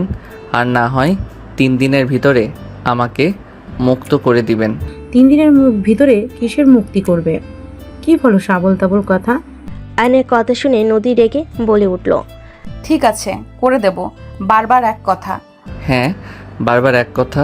ফুপি ফুপা আম্মু আব্বু আপনাদের সাথে কথা ছিল। আমি জানি না আপনারা কথাগুলো জানার পর কিভাবে নেবেন। কি কথা বলবি? আমি তুলিকে বিয়ে করতে পারবো না। তুলি আমার ফ্রেন্ড এবং বোন, এর বাহিরে আমরা কখনো একে অপরকে দেখি নাই। আপনাদের চাপে তুলি আমাকে হাজব্যান্ড বলছে। বাহ, এত ন্যাকামি করছে, কিন্তু আমরা দুইজন জানি আমাদের মাঝে কি সম্পর্ক। কি ফালতু কথা বলছিস? তুই মাথা খারাপ হয়ে গেছে নাকি? সবাই জেনে গেছে তুলি আর তোর বিয়ে দিব। আমাকে না জানিয়ে বিয়ে কোন হিসাবে ঠিক করো তোমরা? আমাদের দুইজনের কথা তো একবার শুনবেন, তাই না? না শুনে আগে বিয়ে ঠিক করে ফেলেন। আয়নের কথা শুনে আয়নের আম্মু ঠাস ঠাস করে থাপ্পড় বসিয়ে দিল। আয়ন গালে হাত দিয়ে ওর আম্মুর দিকে তাকালো। তুলি ভিতরে চলে আসলো। আয়নকে ধরে বলল, কি হয়েছে আয়ান? আয়ন তুলির কথা কিছু না বলে তুলির আম্মুর দিকে তাকিয়ে বলে, ফুপি ফুপা আপনারা তো চান আপনার মেয়ে সুখে থাক নিশ্চয়ই। আয়নের কথা শুনে তুলির আম্মু বলে, অবশ্যই চাইবো আমার মেয়ে সুখে থাক, কিন্তু আয়ান তোমার তো ছোটবেলা থেকেই জান এইটা বলেই ডাকতে, একে অপরকে ছাড়া থাকো না। সেখানে আমরা তো ধরে নিয়েছি তোমরা একে অপরকে ভালোবাসো, তাই আমরা বিয়ে ঠিক করেছি। আয়নুর ফুপির কথা শুনে বলে, চাইবেন না আপনার মেয়ে সুখে না থাক ফুপি, আমরা মজা করি, আমরা ফ্রেন্ড আর কাজিনের বাহিরে কিছু না। তুলি অন্য কাউকে ভালোবাসে, ওদের মাঝে কিছুটা ভুল বোঝাবুঝি ছিল, যেটা আজকে আমি ওদের ভুল বোঝাবুঝি মিটিয়ে দিয়েছি। ফুপি, তুলি ওর ভালোবাসার মানুষকে ছাড়া কখনোই কারোর সাথে সুখী হবে না। ওই কাকে ভালোবাসি শুনি? আমি রাকিবকে ভালোবাসি। ছোটবেলা থেকে আমরা একে অপরকে ভালোবাসলে কখনো কেউ প্রকাশ করি নাই। রাকিব গরিব জন্য ও আমাকে কিছু বলার সাহস পেত না, আর আমি অন্য কিছু ভেবে ওকে কিছু বলিনি। আমি বিয়ে করলে রাকিবকে করব, তাছাড়া আমি কখনোই বিয়ে করব না। তুলির কথা শুনে আয়নের ফুপি রেগে থাপ্পড় মারতে যাবে, সাথে সাথে আয়ন সামনে দাঁড়ায়। থাপ্পড়টা আয়নের কাঁধে গিয়ে লাগে। আয়ন বলে উঠল, ফুপি, ভালোবাসা কোনো খারাপ কিছু না। যে যার সাথে সুখী তাকে তার সাথে তুলে দিলে কি সমস্যা? ফুপি, রাকিব তো আর খারাপ ছেলে না, ওই একটা ভালো ছেলে আমার নামে অনেক রিপোর্ট পাবে। ওর নামে কখনো শুনেছো কোনো রিপোর্ট? ওই এই গ্রামে ভদ্র ছেলে হিসেবে পরিচিত। ওই গরিব, এটা কি ওর অপরাধ নাকি? খুবই প্লিজ আপনারা ওদের মেনে নিন। আয়ন ওদের রিকোয়েস্ট করতে লাগলো। তুলি ওর আব্বু আম্মুকে পৌঁছাতে লাগলো। ওদের রিকোয়েস্টে সবাই মেনে নিতেই বলল। সবাই মেনে নিলে আয়ন বলে ওঠে, আই লাভ ইউ সবাইকে। আম্মু, আমি দেশের বাহিরে চলে যেতে চাই। তোমরা তো আমাকে বাহিরে পাঠাতে চাইছিলে। আমি চলে যাব। আমি এই দেশে আর থাকবো না। হঠাৎ করে মন পরিবর্তন করি কেন? না, অনেক ভেবে দেখলাম তোমাদেরও মনও একটু রাখি। সবসময় তো আমার মতো আমি চলছি, এবার না হয় তোমাদের কথা মতো চলি। আব্বু, আমাকে লন্ডনে যাওয়ার ব্যবস্থা করে দিও। ঠিক আছে, পরীক্ষাটা শেষ কর। ওকে। আয়ন চলে যেতে নিল। তুলি আয়নকে পিছন থেকে জড়িয়ে ধরে বলে, ধন্যবাদ। যা ভাগ, টিট দেওয়া বাদ দিয়ে আমাকে ধন্যবাদ দিচ্ছে। ওই, আমাকে তুই বলো কেন? সরি বন্ধুর বউ ভাবি। কথাটা বলে দুজনেই হাসতে লাগলো। নদী আয়নকে বলল, আয়ান, সবার কথা তো ভাবলে, কই আরেকজনের কথা তো ভাবলে না? তার কথা ভেবে রেখেছি। সেই সুখে থাক, সেটা আমি চাই। আমার শত্রুকে সুখে থাকার দোয়া করলে সেখানে সেই তো আমার প্রিয় মানুষের লিস্টে। তার ক্ষতি কিভাবে চাইবো? আয়নের কথা শুনে সবাই অবাক হয়ে গেল। আয়নের আম্মু বলে, কার কথা বলিস আয়ান? কেউ না আম্মু। কেউ নাই তাহলে? হ্যাঁ, নাই, কেউ নাই। আপনি নিজের ভালো চাইলে আমার সাথে এখন চলেন। আর যদি আপনি দেরি করেন, সেখানে আমার কোনো কিছু করার নাই। আমি ঢাকা চলে যাব খুব তাড়াতাড়ি। রাইসার সাথে রিলেশন করতে নাকি? নদীর কথা শুনে আয়নের রাগ উঠতে লাগলো। আয়ন রেগে পিছনের দিকে তাকিয়ে বলে, আমি কি আপনার মতো নাকি? যাকে পাবো তাকে ধরবো। আমার লাইফে ফার্স্ট একজন এসেছে, সেই সারা জীবন থাকবে। আপনার মতো আমি না যে মাসে মাসে মানুষ পাল্টাবো। আয়ান, কি ধরনের কথা বলছিস? আয়নের কথা শুনে নদী কান্না করতে করতে বলে, হ্যাঁ হ্যাঁ, আমি তো খারাপ। আমি তো দেহ ব্যবসা করে খাই। তুমি কেন আমার মতো হবে? তুমি তো অনেক ভালো। খারাপ তো আমি। সব জেনে নিজের ভাইয়ের জীবন বাঁচাতে চাও না কেন? তোমার ভাইয়ের সাথে বিয়ে ঠিক হয়েছে, সেখানে সবাইকে বলে দাও নাই কেন যে আমি খারাপ? আমার সাথে বিয়ে হলে তোমার ভাইয়ের লাইফটাই নষ্ট হয়ে যাবে। নদী, এসব কি ধরনের কথা বলিস? আয়ন, তোমাকে আমি অনেক সহ্য করেছি। আর না, তুমি আমার মেয়েকে যাই নাই তাই বলো। তুমি পেয়েছোটা কি? তোমার মনে যা আসবে তাই বলবে নাকি? আর ভাইজান ভাবি, আপনারা চুপ করে থাকেন, ছেলেকে কিছু বলেন না? কি বলবে? ঠিক বলে। আমি তো খারাপ মেয়ে, তাই আমাকে খারাপ বলে। আমি চুপ কর। আমি কি জানি না আমার মেয়ে কেমন? আয়ান, তোমার সমস্যা কি? তুমি আমাদের অফিসে জব করতে, ধরতে গেলে নদী তোমার বস ছিল, সেখানে তুমি ওর সম্পর্কে এত বাজে কথা কিভাবে বলতে পারো? তুমি আমার মেয়ের সম্পর্কে কতটুকু জানো? আমি কি একবার আপনার মেয়েকে বলছি ওই দেহ ব্যবসা করে খাই? আর সবসময় বেশি কথা কেন বলো? আমার মেজাজ গরম করে কেন দাও? খারাপ মেয়ে তাই দেয়। আর কোনো কিছু বলবে? আব্বু আম্মু, আমি বাসায় যেতে চাই। ব্যাস, অনেক হয়েছে। আয়ান, তুই সবাইকে ভুল ধরিয়ে দেস। নিজে যে ভুল করছস সেগুলো কিছুই না। তুই নদীকে অপমান কিভাবে করস? তোর কি লজ্জা করে না? ওইগুলো মানুষের সামনে নদীর অপমান করছস। আমার ভুল হয়েছে তোমার হবু ওকে কিছু বলে। আমি হাত জোর করে ক্ষমা চাচ্ছি ভাবি, ক্ষমা করে দেন। আপনার বিষয়ে আর কোনোদিন কিছু বলবো না। যত তাড়াতাড়ি পারেন কাজটা করে দিয়েন। আয়নের কথা শুনে রাফি নিজের রাগ কন্ট্রোল করতে পারলো না। আয়নকে ঠাস করে থাপ্পড় মেরে দিলে সবাই চমকে ওঠে। আতিয়া বলে উঠল, ভাইয়া, তুমি ছোট ভাইয়াকে থাপ্পড় মারলে? তুমি তো ছোট ভাইয়াকে কখনোই মারো নাই। হ্যাঁ, মানলাম, অনেকবার বেড়ে গেছিস। আপনার জন্য আমার ভাইয়া আমাকে এই প্রথম থাপ্পড় মারল। আপনি কখনোই আমার জন্য ভালো ছিলেন না। আপনি ভাইয়ার বউ হতে না হতে আমাকে থাপ্পড় খাওয়ালেন। আর বউ হয়ে আসলে আপনি যে আমাকে এই বাড়ি থেকে বের করবেন আমার বুঝতে আর বাকি নাই। আয়নের কথা শুনে রাফি মারতে যাবে। নদী রাফির হাত ধরে বলে, ভাইয়া প্লিজ বাদ দেন। আমি এখান থেকে চলে যাচ্ছি। আমি চাই না আমার জন্য আপনাদের মাঝে কোনো ঝামেলা হোক। সরি আঙ্কেল আন্টি, আমি রাফি ভাইকে বিয়ে করতে পারবো না। আর আমি ভালো মেয়ে না, আমি অনেক জঘন্যতম মেয়ে। আমাকে ছেলের বউ বানালে আপনাদের এত সুখের সংসার নষ্ট হয়ে যাবে। নদী কান্না করতে করতে দৌড়ে চলে গেল।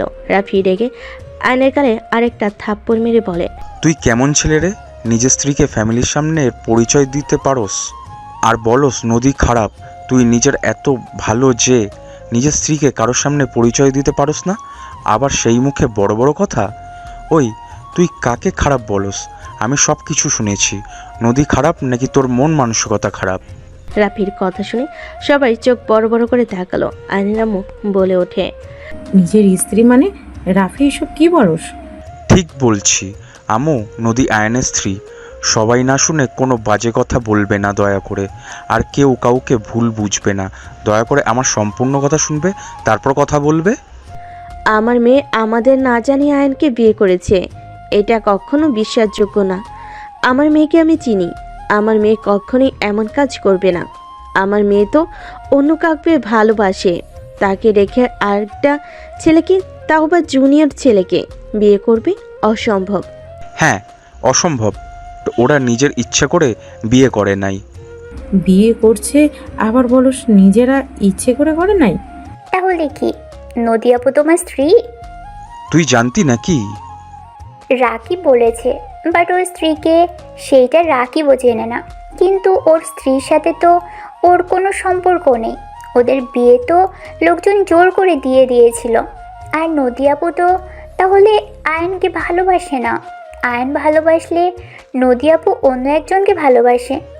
তাহলে আপু আবার আয়নের পাশে কাউকে সহ্য কেন করতে পারছে না?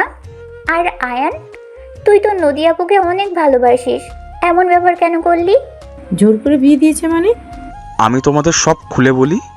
রাফি প্রথম থেকে সব কিছু খুলে বলা শেষ হলে আয়নকে বলো, নদীকে তুই যেমন ভাবছস ও তেমন না, বুঝতে পারছস?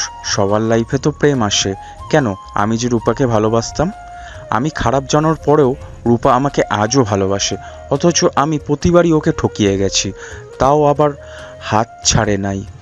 ওই আমার বিপদে পাশে থাকে, আমি বিপদে পড়লে ওই সবার আগে ছুটে আসে। আর সেখানে নদী নিজের ভুল বুঝে তোর কাছে ফিরে আসতে চাইলো, আর তুই তাকে খারাপ মেয়ে বলে গুণা করে দিলি। তুই জানোস ও আমাকে সব কিছু বলে দেয়।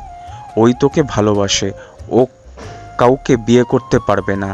এসব যা দেখছো সব অভিনয়, তোকে জেলাস ফিল করানোর জন্য নদী আর আমি অভিনয় করছি। আমি ওকে বউ বললে লাস্টে মা আস্তে আস্তে বললাম। কি এত কিছু হয়ে গেছে, কেউ আমাদের কিছু জানাসনি? আর বুঝতেও দিল না।